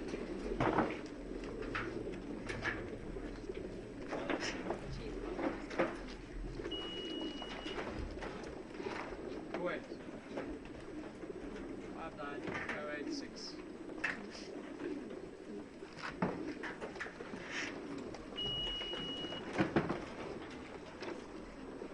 DB Bird 06892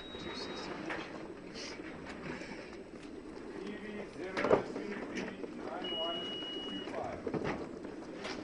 This is a Cyril Bird 4291.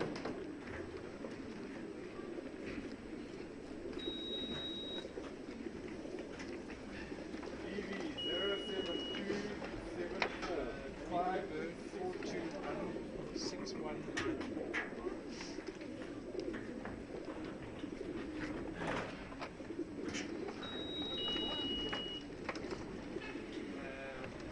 Austria Bird 201 304. Austria 503365.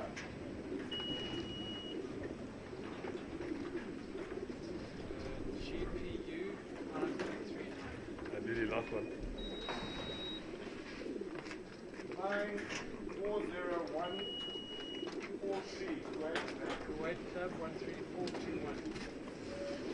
And on the bottom.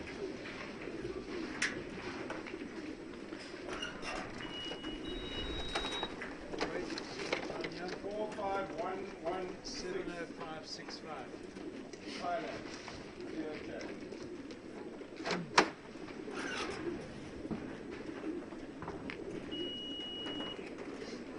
This is NOVP 1595.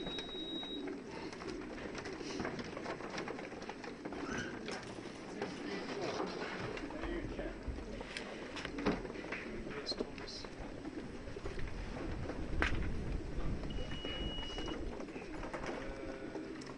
DB Bird 02371 1107. EU 10221.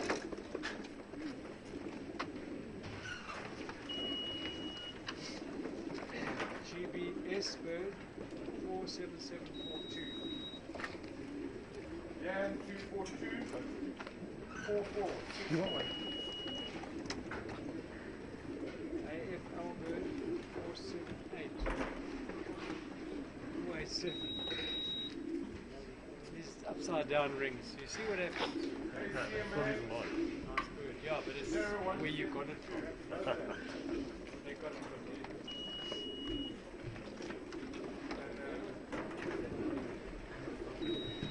WHC 19218. We got red rings this year. Hey, there's some shockers.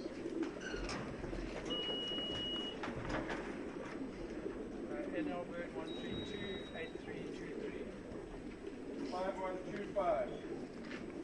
Right. Tor Bird 25878.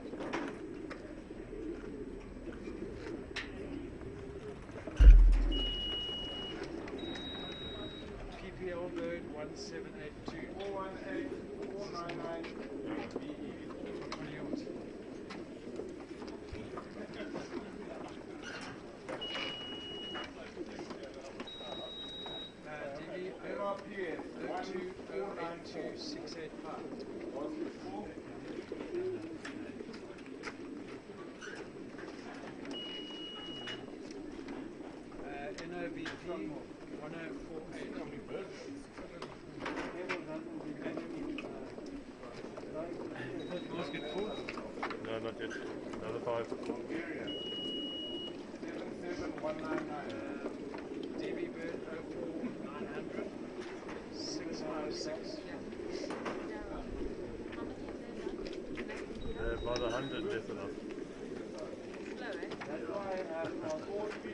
PO bird 750 739.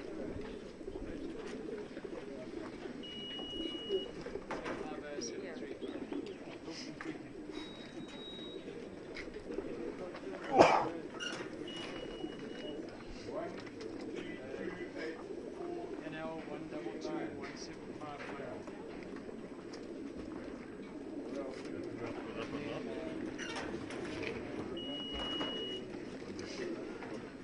BB 4185281. That's what I was saying. 9499.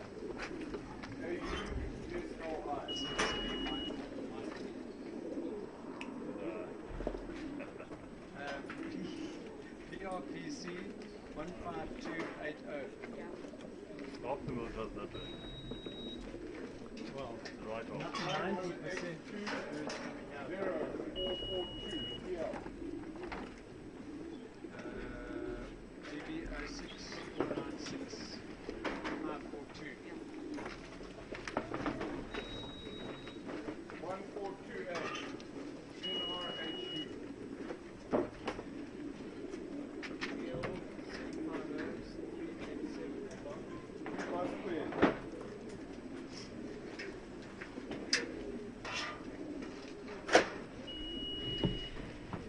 This is WC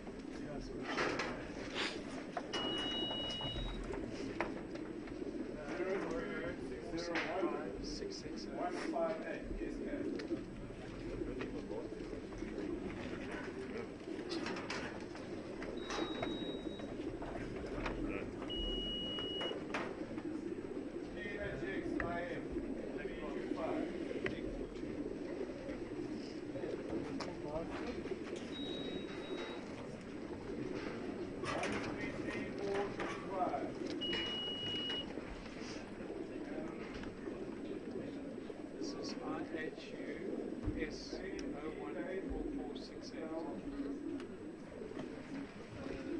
014468. That's upside down there.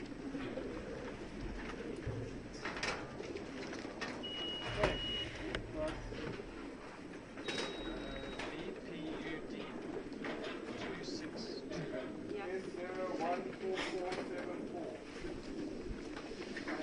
S014474.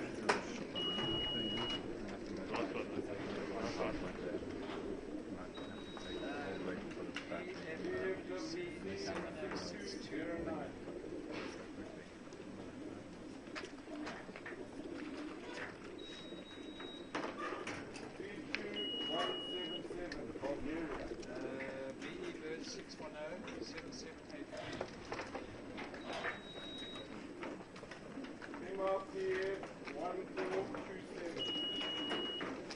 GB Bird B 05714. TL 388269. GB Bird 02483113. Great speed. 942145. This is BSC 3485.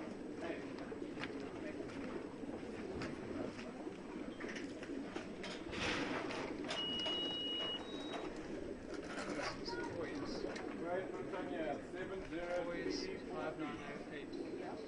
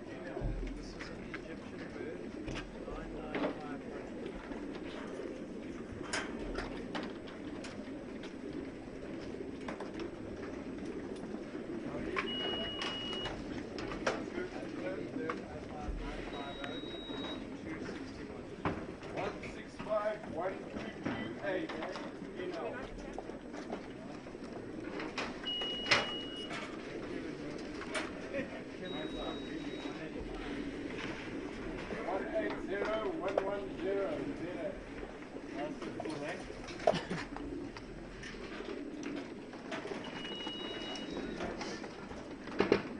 KSA Bird 176905.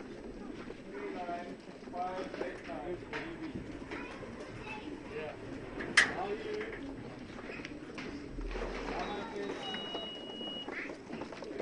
BE Bird 130268. 19100.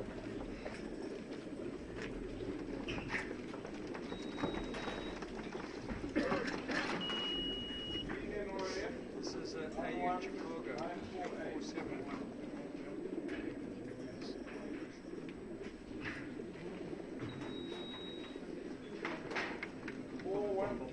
413038. BE.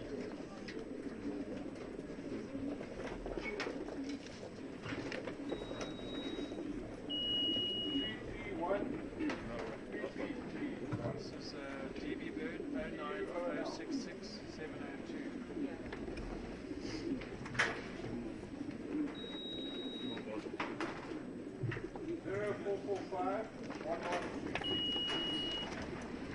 BSFC Bird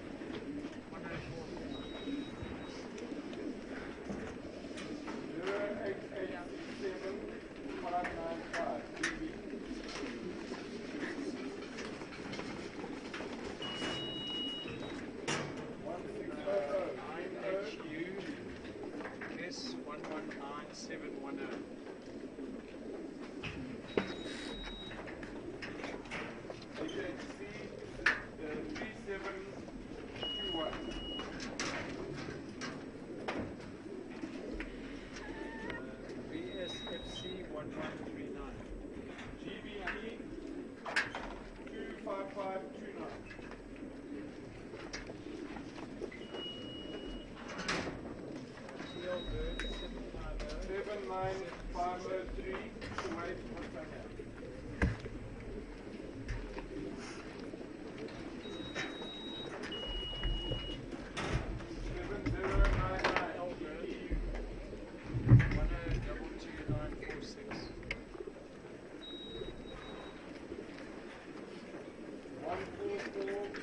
1435. 03501. DB Bird 0817131.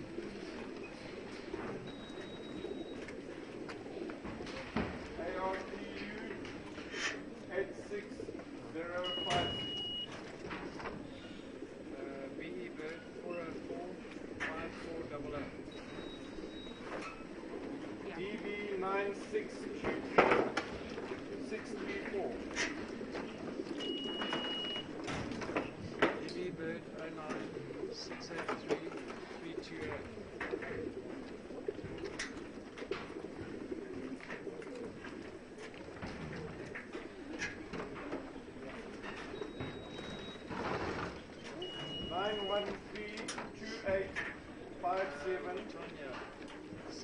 Tanya 71678.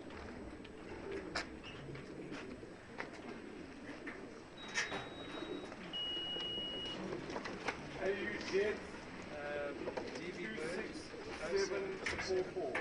176.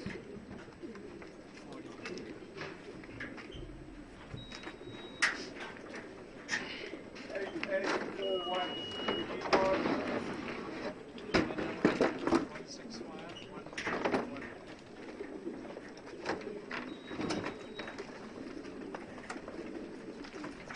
DBN 99379.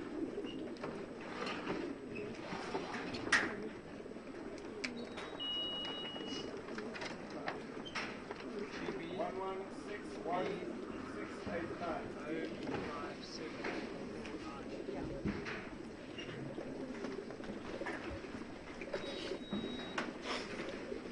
DB 05914. Barcelona specialist. HBT 3528. WC 6139.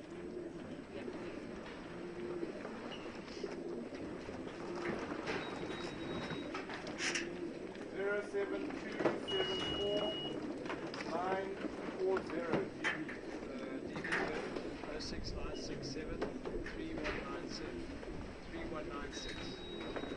06967 09659 558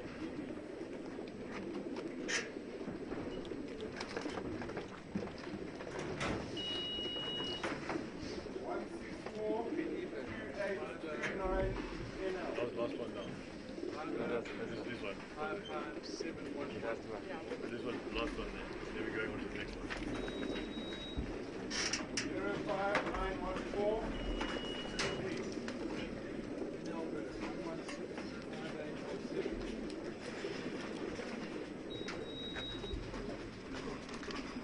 07564 223.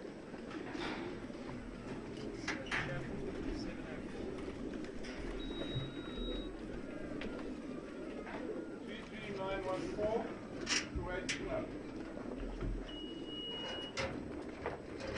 BE Bird 059989.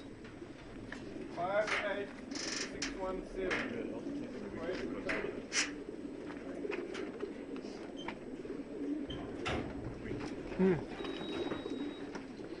Very nice. It's a beautiful condition. I'd like to see it. 7149 This is SK 03501 and then 1459. AU Missile 24128.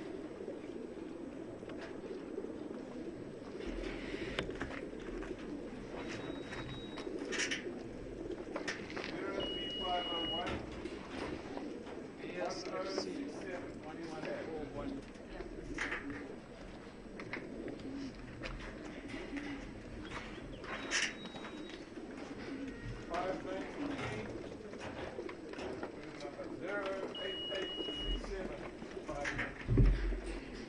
Quator Bird 37900.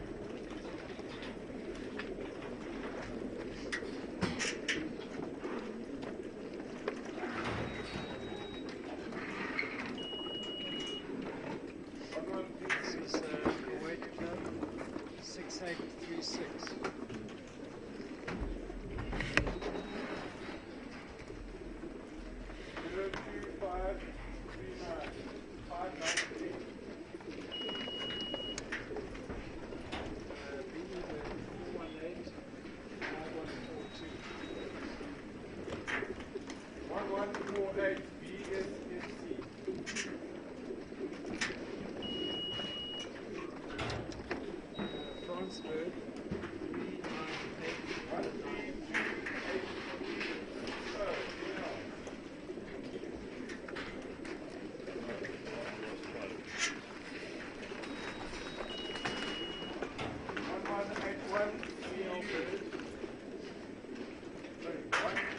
751,087.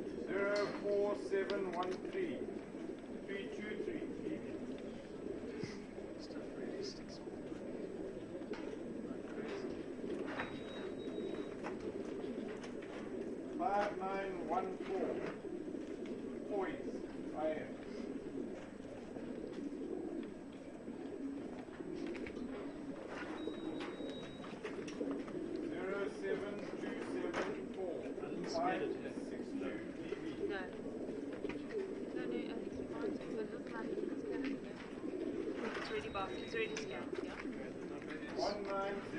DCUI 259. Yeah. It's healed nicely.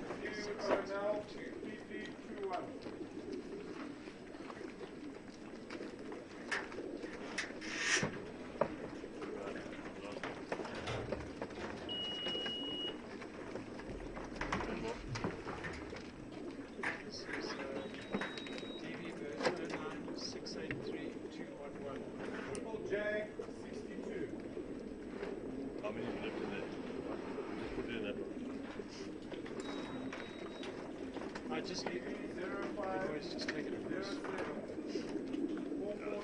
we can do the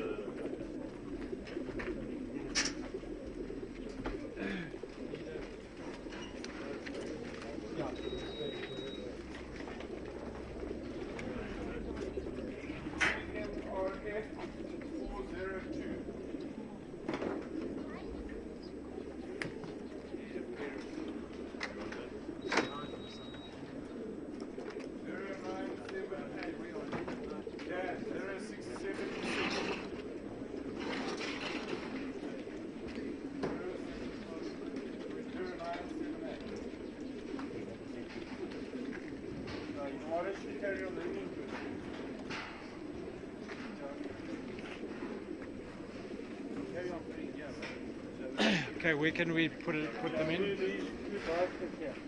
Okay, let's carry on. Just come and do this basket. Put some more birds in there.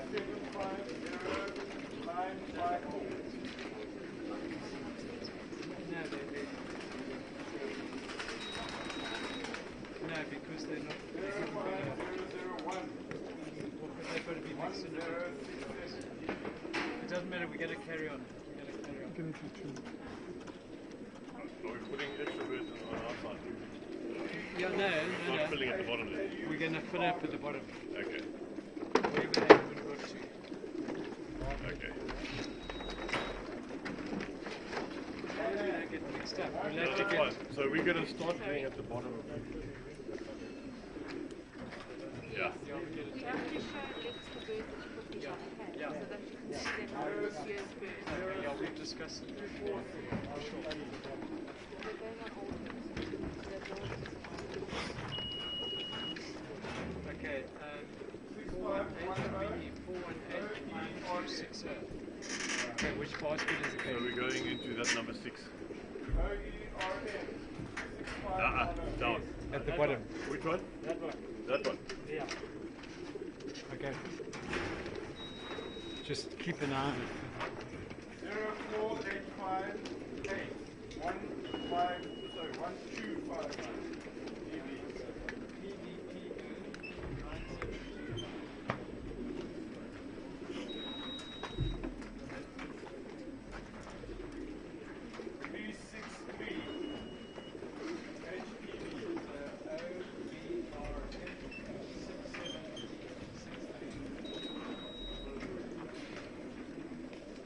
Great Britannia, 58610.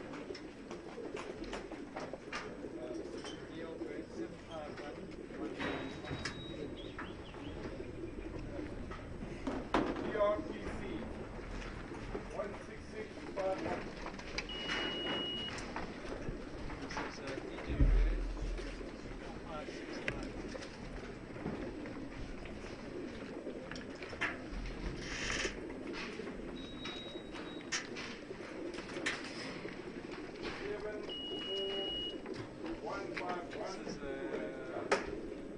DB bird 06599 137.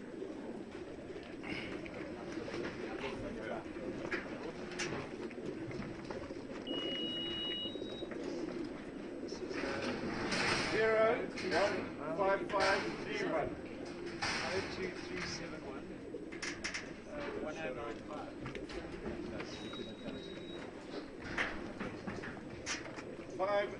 58622, Kuwait, Britannia. This is a BE bird 624 5593. 3035187, BE. This is a DB bird 04858 1297. 07274 981. Kuwait, Britannia 70511. 1222173, NL. This is a SK bird 03503 103. GBZ 66657. PL bird 457 561. BE 413026. Kuwait bird 940181.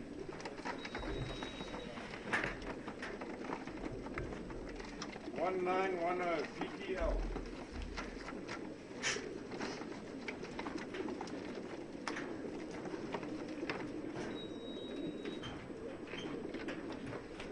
Zero 2539 584 DV.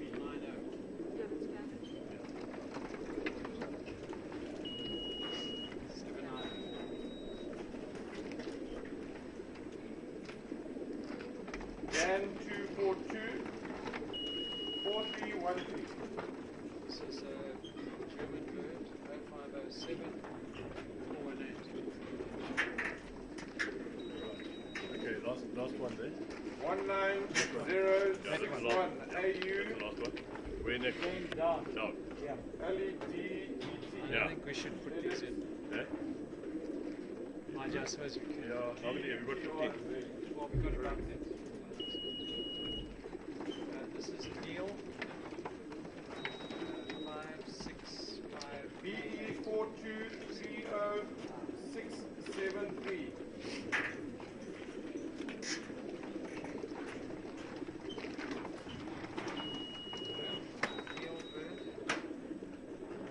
DBZ 55164.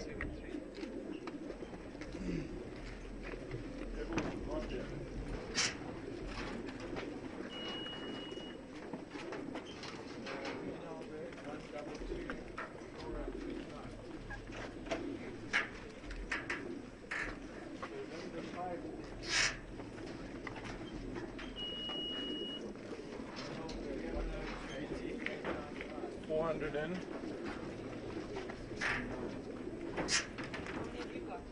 380.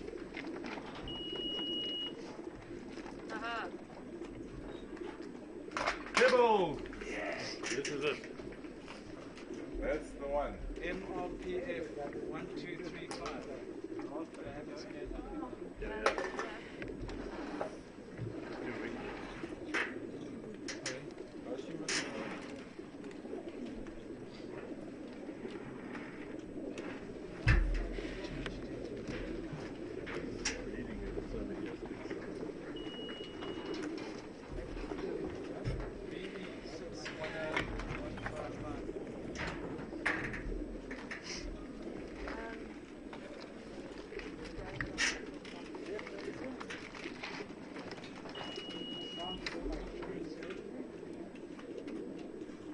Great Britain B 0578.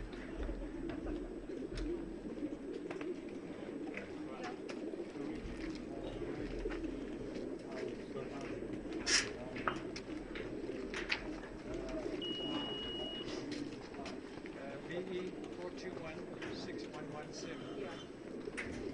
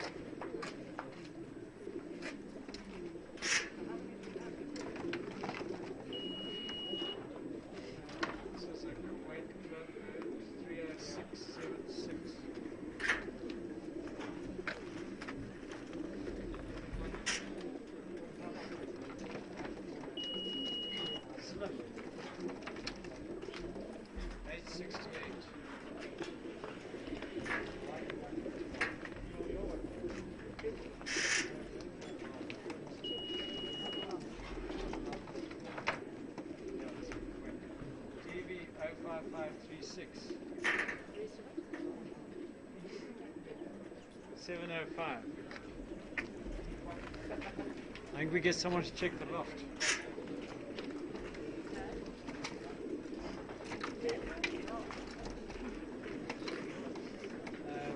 VFWC.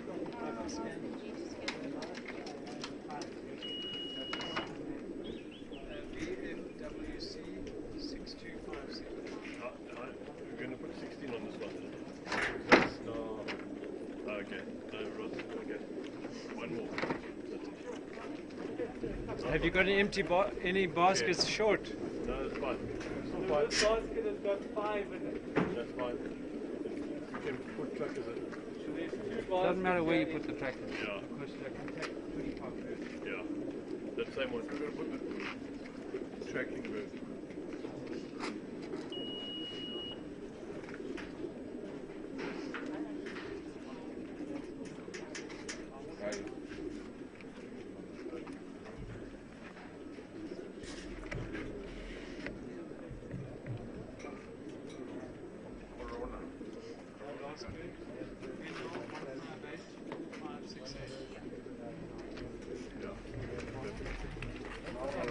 Same basket.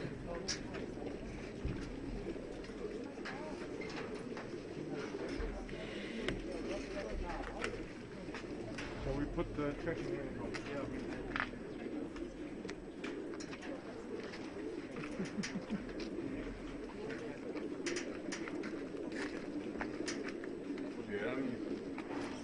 Neil? Neil. And just make a bit of Okay, great. Where should we, where do you want to do it? Just here is fine. Okay.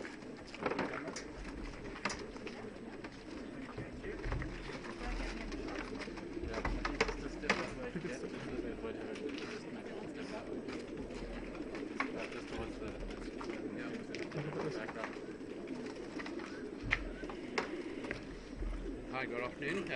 That concludes our basketing here at Victoria Falls. There's one pigeon that's been withdrawn, BSFC 1150. It appears to maybe have had a hawk strike in the last couple of days and missing a number of flights from the one wing.